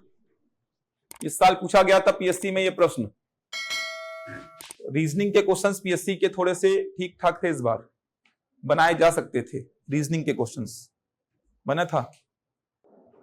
आ रहा है ऑप्शन डी सभी का। देयर कहां कहां दिखाई दे रहा है आपको, देयर फर्स्ट में दिखाई दे रहा है, और कहां पे, इसका मतलब इसका कोड भी फर्स्ट और थर्ड में ही होना चाहिए, कहीं और नहीं होना चाहिए। तो देखते हैं फर्स्ट और थर्ड में, एलए फर्स्ट में है थर्ड में है, एलए हो सकता है। एमई फर्स्ट में है थर्ड में है, एमई भी हो सकता है। जीएन फर्स्ट में है थर्ड में नहीं है, तो जीएन को तो काट दो। तो एलए और एमई देयर का कोड हो सकता है, लेकिन अब चेक करो कहीं और एलए और एमई में से कुछ है क्या, तो एमई है तो एमई को काट दो। इसका मतलब कोड देयर का क्या मिल गया, एलए। एमई नहीं होगा, एमई अगर होता तो भाई सेकंड में कहां से आ गया एमई, सेकंड में तो देयर लिखा ही नहीं है। हो गया। लुक को देखो, लुक कहां पे लिखा हुआ है, फर्स्ट और सेकंड में। तो लुक लिखा हुआ है फर्स्ट और सेकंड में, तो कोड केवल फर्स्ट और सेकंड में होना चाहिए। तो फर्स्ट और सेकंड में कॉमन क्या है, एलए है क्या, नहीं। एमई है क्या, है, तो एमई हो सकता है। जीएन है क्या, है, जीएन हो सकता है। लेकिन क्या इन दोनों में से कुछ कहीं और लिखा है, तो एमई कहीं और लिखा है, एमई को काट दो, बचा क्या, जीएन। तो एलए और जीएन सीक्वेंस में होना कंपलसरी नहीं है, जीएन एलए हो जाएगा, बन जाएगा। पीएससी में पूछा गया प्रश्न है ये, बनेगा चाइनीज कोडिंग। अब और कराओ एक प्रश्न की हो गया, बताओ एक और, कितना करोगे यार, लिखो फिर।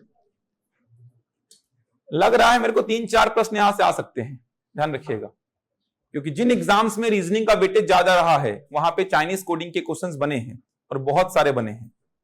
ये तो खैर पीएससी का इस साल का प्रश्न है। पीएससी अब ज्यादा प्रश्न पूछने बंद कर दिया किसी भी एक टॉपिक से। आप डीआई को देख लो, पीएससी केवल 2 ही प्रश्न 3 ही प्रश्न पूछता है अब।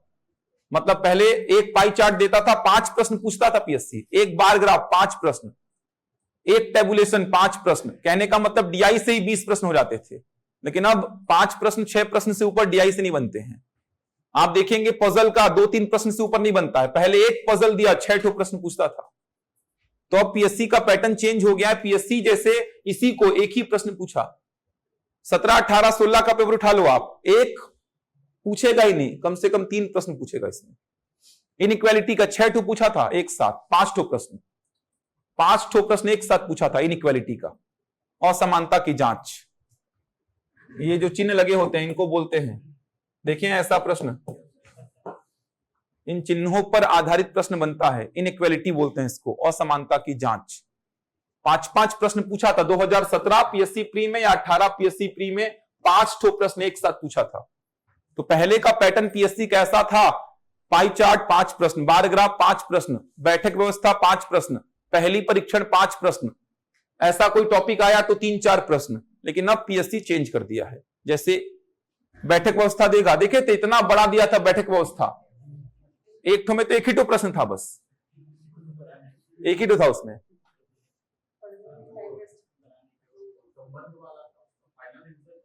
संबंध वाला, चाची संबंध वाला एक पेज का, चाची आ रहा था वही वाला क्या,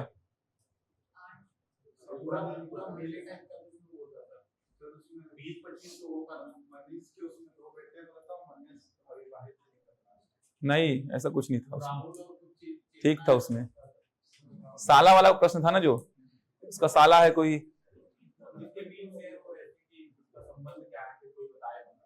आधा पेज का था वो।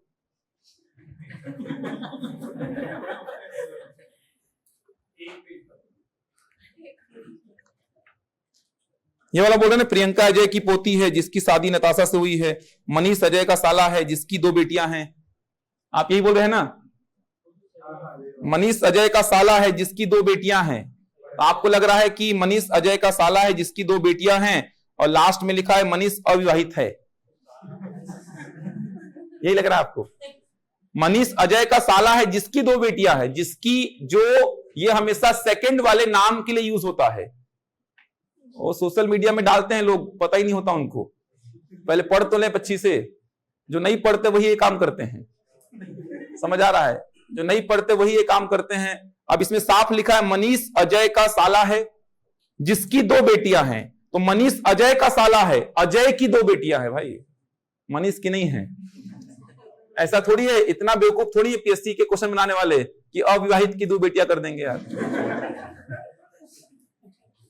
और हमेशा पहले वाले नाम के लिए यूज होता है, जो, जिसकी, जिनकी, ये सब हमेशा सेकंड वाले नाम के लिए यूज होता है। तो यहां पे लिखा है मनीष अजय का साला है, ये देखो ऐसा लिखा है, मनीष अजय का साला है, मनीष अजय का साला है जिसकी 2 बेटियां हैं। तो ये जिसकी, जो, ये हमेशा सेकंड वाले नाम के लिए, जिसकी 2 बेटियां हैं। तो किसके बारे में बोल रहा है ये? अजय के बारे में। अजय की 2 बेटियां हैं। समझ आ रहा है? लास्ट में लिखा है मनीष अविवाहित है। तो मनीष से क्या करना है यार, बेटी तो अजय की है दोनों। तो मनीष अजय का साला है, अजय तो विवाहित है ना, तभी उसका साला है। अजय तो विवाहित है ना, इसमें डाउट तो नहीं है, क्योंकि मनीष अजय का साला तभी हो सकता है जब अजय क्या होगा? विवाहित होगा।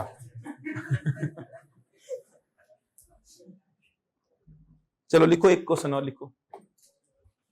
अच्छा, आपका कौन सा था 1 पेज वाला यार?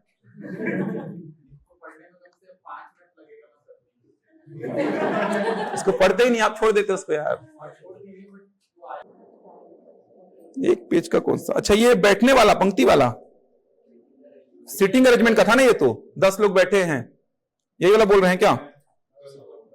PQRSTUVWXY एक कतार में बैठे हैं, उनमें से कुछ उत्तर और कुछ दक्षिण की ओर मुंह करके बनाए हैं यार इसको।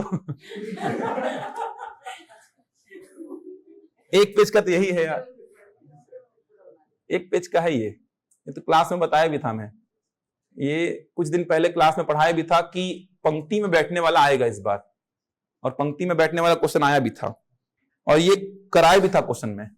आमने सामने बैठे हैं, सीधी पंक्ति में बैठे हैं। 3 ठो क्वेश्चन कराया था संडे को क्लास में, 1-2 संडे पहले पीएससी के। यही वाला 1 पेज का है यार, बाकी तो कोई 1 पेज का मेरे को दिखाई नहीं दे रहा है। संबंध वाला पता नहीं कौन सा संबंध बोल रहे हो आप, कोई संबंध दिखाई नहीं दे रहा मेरे को इसमें यार। एक राजन वाला था संबंध वाला, संबंध वाला कोई ऐसा प्रश्न नहीं है यार। यही वाला बोल रहे हैं आप शायद, 10 लोग बैठे हैं सीधी पंक्ति में, बाकी कोई प्रश्न 1 पेज का ही नहीं है। हाँ, वही राजन वाला बोल रहा हूं, जिसका आंसर राजन आया था, वो तो आसान था। नहीं है कोई प्रश्न ऐसा, दूसरा पेपर देख लिए होगे शायद। इतना टफ था, पता ही नहीं चल रहा होगा। संबंध वाला प्रश्न जो है ना, वो 10 लोग बैठे उसमें मिक्स हो गया होगा वो, क्योंकि संबंध भी नहीं बन रहा था और वो 10 लोग बैठे वो भी नहीं बन रहा था, तो मिक्स हो गया होगा वो, इसलिए आपको ऐसा लग रहा होगा वो। कौन सा बनाए हैं आप? मैथ्स बनाए हैं, बाकी लोग रीजनिंग बना बना के पास हुए हैं, आप मैथ्स बना के पास हुए हैं। लिखो, 1 क्वेश्चन लिखो।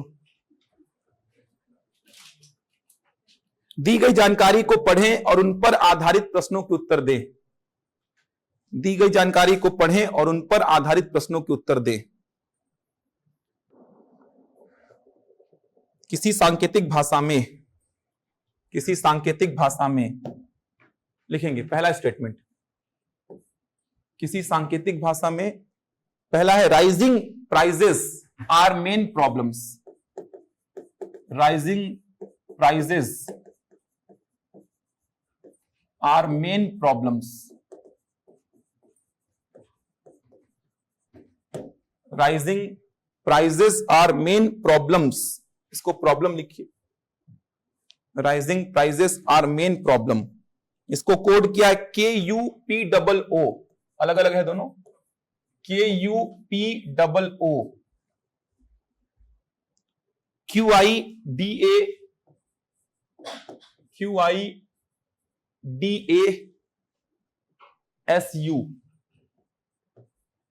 ये पहला स्टेटमेंट है। Rising prices are main problem, इसको लिखा KUPOO दूसरा लिखिए control the prices rising more rapidly. Control the prices rising,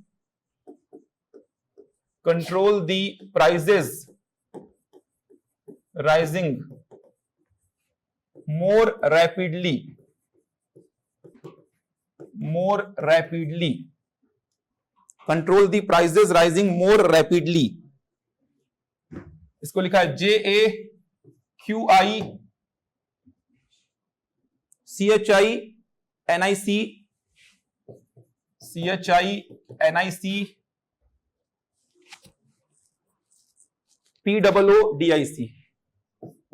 POODIC। 6 word हैं क्या? ठीक। JAQICHINIC POODIC। थर्ड लिखिए control inflation problem. Control inflation, control inflation, control inflation problem DACHIPIC, DACHIPIC। Next more prices affect badly. More prices affect badly, more prices affect badly. NICRA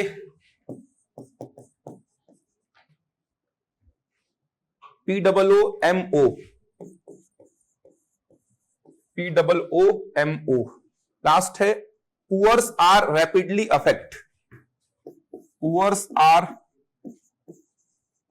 rapidly affect,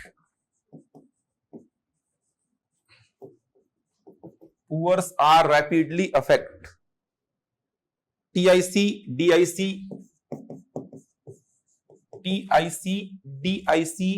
KURA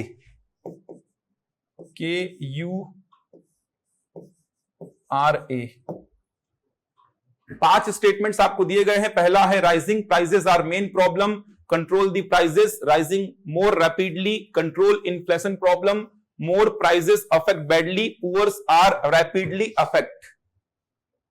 लिख लिए?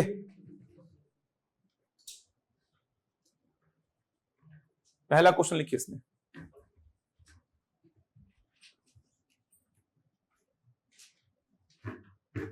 लिखिए पहला question, what is the code for the? THE the के लिए पूछा है, code क्या होगा? THE द के लिए कोड क्या होगा? ऑप्शंस लिख रहा हूं, फटाफट आंसर देंगे। QIJA POO and NIC। फटाफट आंसर दीजिए। द के लिए कोड पूछा है, जे आ रहा है? ठीक, जल्दी बताइए। ऑनलाइन में जे आएगा, बहुत बढ़िया। बाकी लोग ऑनलाइन में आंसर दीजिए भाई जल्दी, लास्ट प्रश्न है ये, उसके बाद देखेंगे टाइप 2। JA आएगा, ठीक। दिख रहा है? कहां लिखा है द? कहीं और नहीं है क्या? ये देख सकते हैं कहीं और नहीं लिखा हुआ है, तो द केवल सेकंड में है, मतलब इसका कोड भी केवल सेकंड में होगा, कहीं और नहीं होगा। कहीं और होगा ही नहीं द का कोड। तो द का कोड क्या होगा जो कहीं और नहीं होना चाहिए? तो द का कोड आप देख सकते हैं। तो यहां पे आप JA कहीं और लिखा है क्या? नहीं, तो JA हो सकता है, साइड में लिख दीजिए। QI कहीं और है क्या? काट दीजिए। CHI कहीं और है क्या? काट दीजिए। NIC कहीं और है क्या? काट दीजिए। POO कहीं और है क्या? काट दीजिए। DIC कहीं और है क्या? काट दीजिए। फाइनल हो गया कौन? JA। समझ आ रहा है? अगर कोई शब्द केवल सेकंड में है तो उसका कोड भी केवल सेकंड में होगा। केवल आपको ये देखना है कि JA कहीं और है क्या, नहीं है तो लिखिए। QI कहीं और है, काटिए। CHI कहीं और है, काट दीजिए। NIC कहीं और है, देख लीजिए, फटाफट देख सकते हैं। POO कहीं भी दिखा, DIC कहीं भी दिखा, काटो, बन जाएगा। अगला क्वेश्चन लिखो। TIC के लिए क्या यूज होगा? TIC के लिए कौन सा वर्ड यूज करेंगे?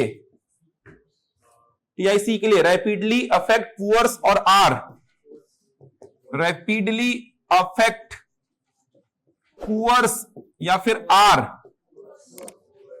पुअर्स होगा, फटाफट बनाइए।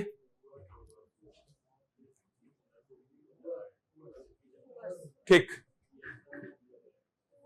पुअर्स होगा।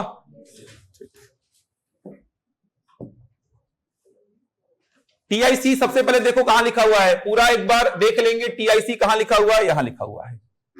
छोड़ेंगे नहीं, कहीं पे छोड़ेंगे तो गलत हो जाएगा। थोड़ा सा देख लेंगे, एक बार नजर मार लेंगे आप। TIC कहीं पे दिखाई दे रहा है क्या? केवल पांचवे में, मतलब इसका वर्ड भी केवल पांचवे में। तो TIC के लिए कौन सा यूज होगा? देखो तो पुअर्स कहीं और है क्या? फटाफट देखो, पुअर्स कहीं और दिखाई दे रहा है क्या? नहीं, तो पुअर्स हो सकता है लेकिन यही होगा, ऐसा नहीं है।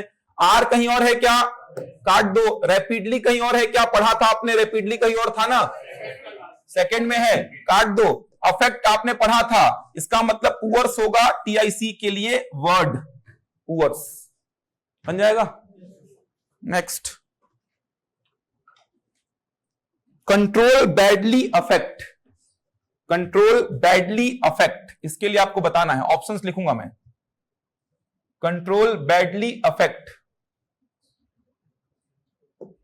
कंट्रोल बैडली अफेक्ट, ऑप्शंस लिखूंगा मैं।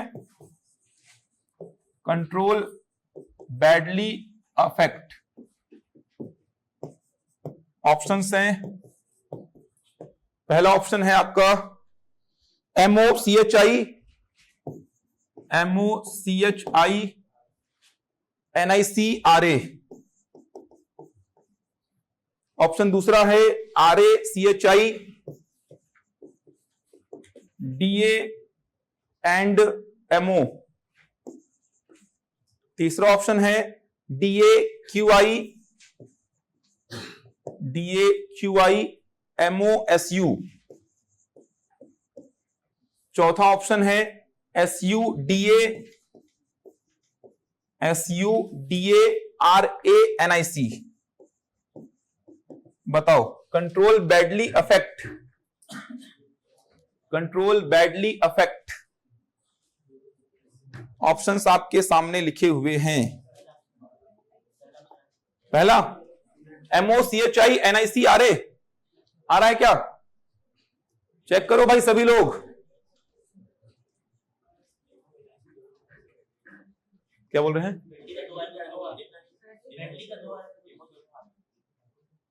बैडली का 2 आ रहा है, चेक करो, जो भी है आप लोग बताओ क्या बोल रहे हैं। आंसर बताओ मेरे को, क्या आ रहा है? फर्स्ट आ रहा है क्या? आंसर बताइए क्या आ रहा है, किसका 2 आ रहा है, किसका 1, उससे मतलब नहीं है मेरे को। आप लोग केवल बताओ control badly affect, control badly affect, इसका क्या बनेगा?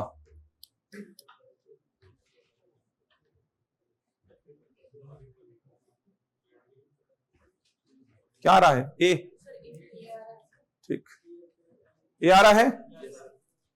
सिंपल सा, इसमें क्या टाइम लग रहा है यार? आ रहा है ए। कंट्रोल का क्या बनेगा? कहां पे है कंट्रोल? फर्स्ट में, सेकंड में और थर्ड में, कहीं और है क्या? सेकंड और थर्ड मतलब इसका कोड सेकंड और थर्ड में होना चाहिए। तो जे सेकंड में है, थर्ड में नहीं है, क्यूआई सेकंड में है, थर्ड में नहीं है, सीएचआई सेकंड और थर्ड में है, तो कंट्रोल का सीएचआई हो सकता है। एनआईसी सेकंड में है, थर्ड में नहीं है, पीडब्ल्यूओ सेकंड में है, थर्ड में नहीं है, डीआईसी सेकंड में है, थर्ड में नहीं है, तो कंट्रोल का कोड क्या बन गया? सीएचआई।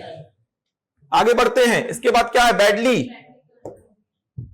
अब सीएचआई चाहिए, तीसरा और चौथा ऑप्शन तो खत्म हो चुका है, साथ साथ चेक करते जाया करो।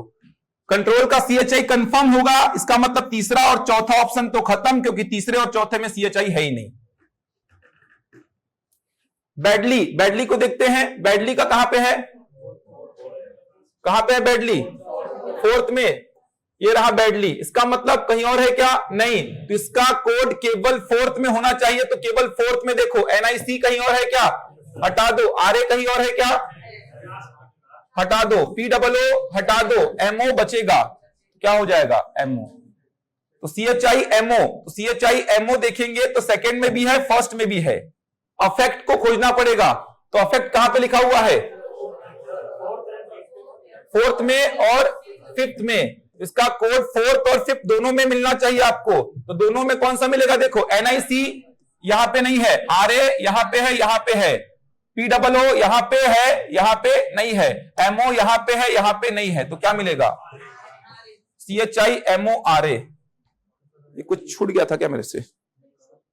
अच्छा, अरे वो प्रॉब्लम यहां पे और लिखा हुआ था यार,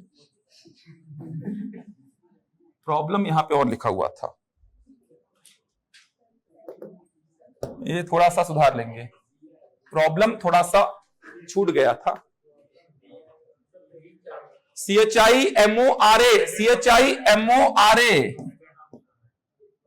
सेकंड आएगा। प्रॉब्लम का खोजना पड़ेगा आपको। प्रॉब्लम का क्या आएगा? प्रॉब्लम का डीए आएगा, तो ऑप्शन क्या हो जाएगा? सेकंड हो जाएगा। प्रॉब्लम छूट गया था। जब इन तीनों का एक एक आ रहा था तो बोले क्यों नहीं कि तीनों का एक एक फिक्स है, तो चार कैसे हो सकता है ऑप्शन में? जब आप बोल रहे हैं कि इन तीन का सिंगल सिंगल आ रहा है तो तीन स्टेप बनेगा। तीन ठो था ना, तीन तो था ना ये, और तीनों का सिंगल सिंगल आ रहा था, तीन ही छोड़ना चाहिए। ऑप्शन में चार चार कोड हैं, प्रॉब्लम छूट गया था। प्रॉब्लम का क्या होगा? डीए। तो आरए, सीएचआई, डीए और एमओ। अंतिम प्रश्न जल्दी से लिखो, लिखिए। Rising inflation are main concern, rising inflation are main concern, rising inflation are main concern, rising inflation are main concern. साथ साथ ऑप्शन को एलिमिनेट करने का आदत डालो। ऑप्शन को लिखो पहले। कंसर्न कहीं पे है क्या? इसमें नहीं है, लिखो SUPHI पहला option, SUPHI, POO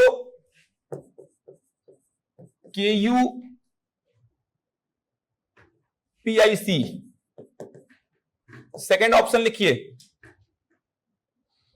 PIC KUSU, PIC KUSU PHI QI। Option C NIC RA QI SU DA। Option D RASU NIC QI DA। चलो बताओ, साथ साथ राइजिंग का निकालो, फिर चेक करो कौन सा ऑप्शन एलिमिनेट हो रहा है। इन्फ्लेशन का निकालो, फिर देखो कौन सा ऑप्शन एलिमिनेट हो रहा है। ऐसे करते हुए आंसर बताओ आप,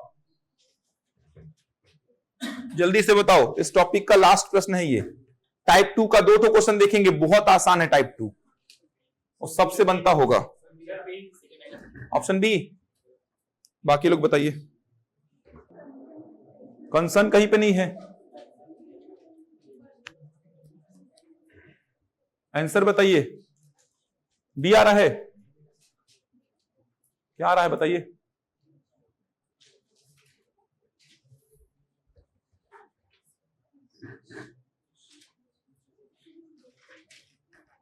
क्या आ रहा है? बी।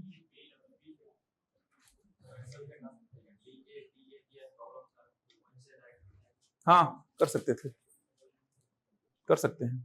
जो कंपलसरी है वो तो होना ही चाहिए। प्रॉब्लम का डीए है तो होना ही चाहिए, वहीं से ऑप्शन खत्म हो जाएगा। इसलिए बोल रहा हूं ऑप्शन को साथ साथ चेक भी करते जाया करो। आ रहा है बी? जल्दी बनाइए भाई। बी आ रहा है ऑनलाइन में सभी का? जल्दी बनाओ यार, लेट कर रहे हो इसको बनाने में आप लोग। क्या आ रहा है? आ रहा है बी? ठीक, आ रहा है बी। आपका इधर आ रहा है बी। सबसे पहले राइजिंग का निकालो जल्दी से। राइजिंग का क्या होगा? कहां पे लिखा है राइजिंग? फर्स्ट में और फटाफट देखो, फर्स्ट में और सेकंड में कहीं और है क्या? नहीं। तो राइजिंग फर्स्ट में और सेकंड में, मतलब इसका कोड भी फर्स्ट और सेकंड में ही होना चाहिए। तो के यू फर्स्ट में है सेकंड में नहीं है, काट दो। पी डबल ओ फर्स्ट में सेकंड में है तो पी डबल ओ हो सकता है, लिख लो। क्यू आई फर्स्ट और सेकंड दोनों में है तो क्यू आई हो सकता है। डीए फर्स्ट और सेकंड दोनों में नहीं है। एस यू फर्स्ट में सेकंड में नहीं है तो P double O Q I. लेकिन कहीं और देखो पी डबल ओ लिखा हुआ था तो पी डबल ओ को काट दिया, तो राइजिंग का कोड क्या मिला मेरे को? Q I. अब क्यू आई मिला है तो बाकी को देखो कौन सा ऑप्शन हटा सकते हो? ए हटा सकता हूं मैं, क्योंकि बाकी में क्यू आई है, ए में क्यू आई नहीं है, तो ए को तो हटा दिया मैं। साथ साथ ऐसा करते जाओ। इन्फ्लेशन कहां पे लिखा हुआ है? सी में है ना? इन्फ्लेशन सी में है।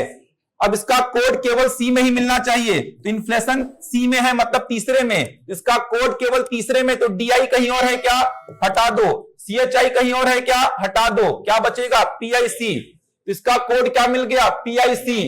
तो क्यूआई पीआईसी, इसको पकड़ के देखो कौन सा ऑप्शन एलिमिनेट हो रहा है। तो क्यूआई पीआईसी है क्या? हटा दो। क्यूआई पीआईसी है क्या? हटा दो। ऑप्शन बी खत्म। बाकी को निकालना ही नहीं था आपको। समझ आ रहा है? वही समझा रहा हूं कि ऑप्शन को एलिमिनेट करो।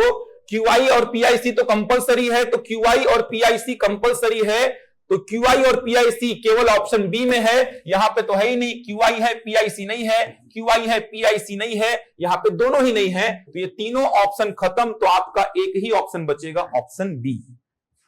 पूरा काम करने की आवश्यकता नहीं है आपको। कंसर्न का यहां पे क्या ले लेंगे आप? पीएचआई कहीं पे है क्या? तो ये पीएचआई कहीं ना कहीं कंसर्न का बना होगा, और ये बचे हुए क्या हैं? आर और मेन के बने होंगे। ये बन जाएगा, बनेगा चाइनीज कोडिंग। अब टाइप 2 इसका बहुत आसान है, मतलब जहां पे आपको प्लेस वैल्यू, विपरीत वैल्यू, ये सब लिखने की आवश्यकता नहीं है, वो है इसका टाइप 2, जो कि बहुत आसान है। आपने पहले भी किया होगा पीएससी में, व्यापम में। टाइप 2 लिख लीजिए। इसके बाद अगले संडे को पढ़ाऊंगा कोडिंग डिकोडिंग का मेन पोर्शन, जहां पे प्लेस वैल्यू, विपरीत वैल्यू से पूरा काम चलेगा। तो कोशिश करना उसको याद करके आओ। आप जैसे याद करना है वो आपका मन है। ए का 1 होता है, बी का 2, ऐसा जो बोल रहा हूं, इसको याद करके आना अगले संडे को। तो काम देखना कितना फटाफट बनेगा। कैसे भी प्रश्न आ जाएं, कितने भी टफ एसएससी लेवल के प्रश्न आ जाए जो मेंस में आते हैं, वो भी आपसे बनेंगे। केवल एकदम कंठस्थ आपको याद हो। अब कैसे याद करना है तो अलग अलग ट्रिक भी होता है इसका याद करने का, वो आपको यूट्यूब में मिल जाएगा। किसी भी उसमें सर्च करना जाके यूट्यूब में कि ऐसा याद करने का ट्रिक, लिख के आ जाएगा वो। एक से एक ट्रिक मिलेगा आपको उसमें। उसमें बताएगा वो कि टी का 20 कैसे याद रखेंगे, आर का कितना होता है 18 कैसे याद रखेंगे, पूरा बता देगा उसमें। अच्छा, आर का विपरीत क्या होता है? 18 मतलब 9 में क्या होता है? आई। तो आर का विपरीत आई कैसे होता है ये भी बता देगा वो। फालतू की बातें हैं लेकिन ये सब 10-15 तो प्रश्न लगाओगे तो याद हो जाएगा। 10-15 प्रश्न लगाओगे तो याद हो जाएगा। बहुत सारे लोग बता देंगे ट्रिक। आपको देखना है तो यूट्यूब में देख सकते हैं। मेरा ऐसा एक भी वीडियो नहीं है यूट्यूब में जहां पे मैं पढ़ाया हूं कि ए को 1 कैसे याद रखेंगे, बी को 2 कैसे याद रखेंगे, मैं ऐसा कुछ भी नहीं पढ़ाया हूं, यूट्यूब में भी नहीं और क्लास में भी नहीं। आपको याद करना है तो याद कर सकते हैं, यूट्यूब में बहुत सारे लेक्चर मिलेंगे। बच्चे मेरे को बता रहे थे, पता नहीं क्या क्या बता, भूल भी क्या मैं, कि एम और एन विपरीत होते हैं तो कैसे याद रखेंगे इसको, कैसे? अरे वो नहीं बोल रहा हूं, एम एन, एम का विपरीत एन, सीधे मेरे को सिखा रहे हो यार।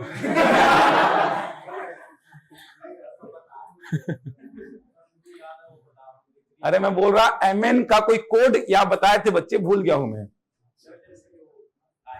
अब वो आप मेरे को सिखा रहे हो, एम होता है 13, एन होता है 14, इसीलिए विपरीत है। अरे यार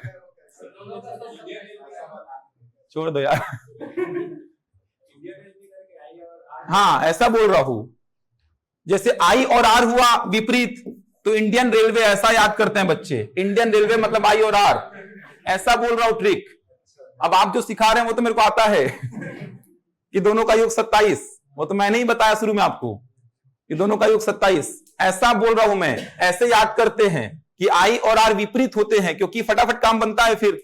अब आप याद करेंगे आई का होता है 9, 9 का विपरीत 18, 18 में होता है आर, तुरंत आई का विपरीत आर लिखना है। तो इसको बच्चे रटते हैं कि आई का विपरीत आर कैसे याद करेंगे, तो इंडियन रेलवे ऐसा कोड बना लेते हैं वो लोग, इंडियन रेलवे तो आई आर विपरीत, ऐसे ही सब के कोड होते हैं। बहुत सारे कोड बताए थे, वो भूल भी गया हूं मैं, बच्चे ही बताए थे मेरे को। एक लड़की पूरा कॉपी में लिख के लाई थी, तो यूट्यूब में मिल जाएगा आपको ऐसा कोड। तो आप लोग कोशिश करेंगे कि कम से कम नंबरिंग तो आप लोग को याद हो जाए, नंबरिंग याद हो जाए उतना में काम चल जाएगा आपका। देखिए टाइप 2 बहुत आसान है। इस प्रकार का प्रश्न आपने देखा होगा जहां पे नंबरिंग वगैरह का कोई आवश्यकता नहीं पड़ेगा आपको। तो ऐसा आपने देखा होगा किसी सांकेतिक भाषा में, जैसे बोल दिया सफेद को काला कहा जाए, सुने हैं ऐसा प्रश्न? किसी सांकेतिक भाषा में यदि सफेद को काला कहा जाए, काला को लाल कहा जाए, लाल को हरा कहा जाए, हरा को नीला कहा जाए, नीला को पीला कहा जाए और पीला को नारंगी कहा जाए, और पीला को नारंगी कहा जाए। किसी सांकेतिक भाषा में सफेद को काला कहा जाए, काला को लाल कहा जाए, लाल को हरा कहा जाए, हरा को नीला कहा जाए, नीला को पीला कहा जाए, पीला को नारंगी कहा जाए, तो रक्त का रंग कैसा होगा? रक्त का रंग कैसा होगा? ऐसे प्रश्न बनते हैं बहुत सारे। क्या होगा? बहुत ज्यादा भावनाओं में बह के नारंगी मत मार देना। समझ आ रहा है कि भावनाओं में बहते गए और नारंगी में पहुंच गए आप। समझ आ रहा है? तो इतना भावनाओं में आपको नहीं बहना है। कोडिंग का मतलब होता है लाल को नाम क्या दिया गया है? हरा। अब ऐसा नहीं कि हरा तो नीला होता है सर, नीला तो पीला होता है सर, और पीला तो नारंगी होता है। हो सकता है नारंगी भी कुछ होता हो, आपको बता ही ना हो। तो आपको केवल ध्यान देना रक्त का रंग एक्चुअल में क्या होता है, लाल, और लाल का नाम यहां पे क्या लिखा गया है? हरा। तो आंसर क्या लेंगे आप? हरा लेंगे।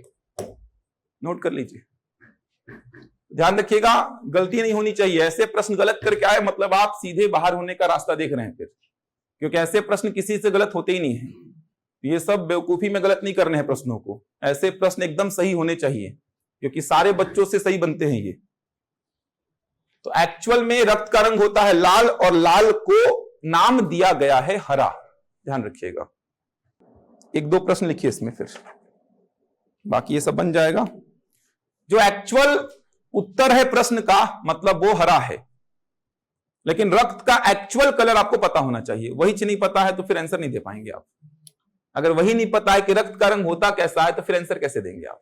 तो रक्त का रंग ये तो आपको पता ही होना चाहिए कि रक्त का एक्चुअल रंग क्या होता है, लाल, और लाल को नाम क्या दिया गया है? हरा। लाल का नाम हरा रखा गया है, बस।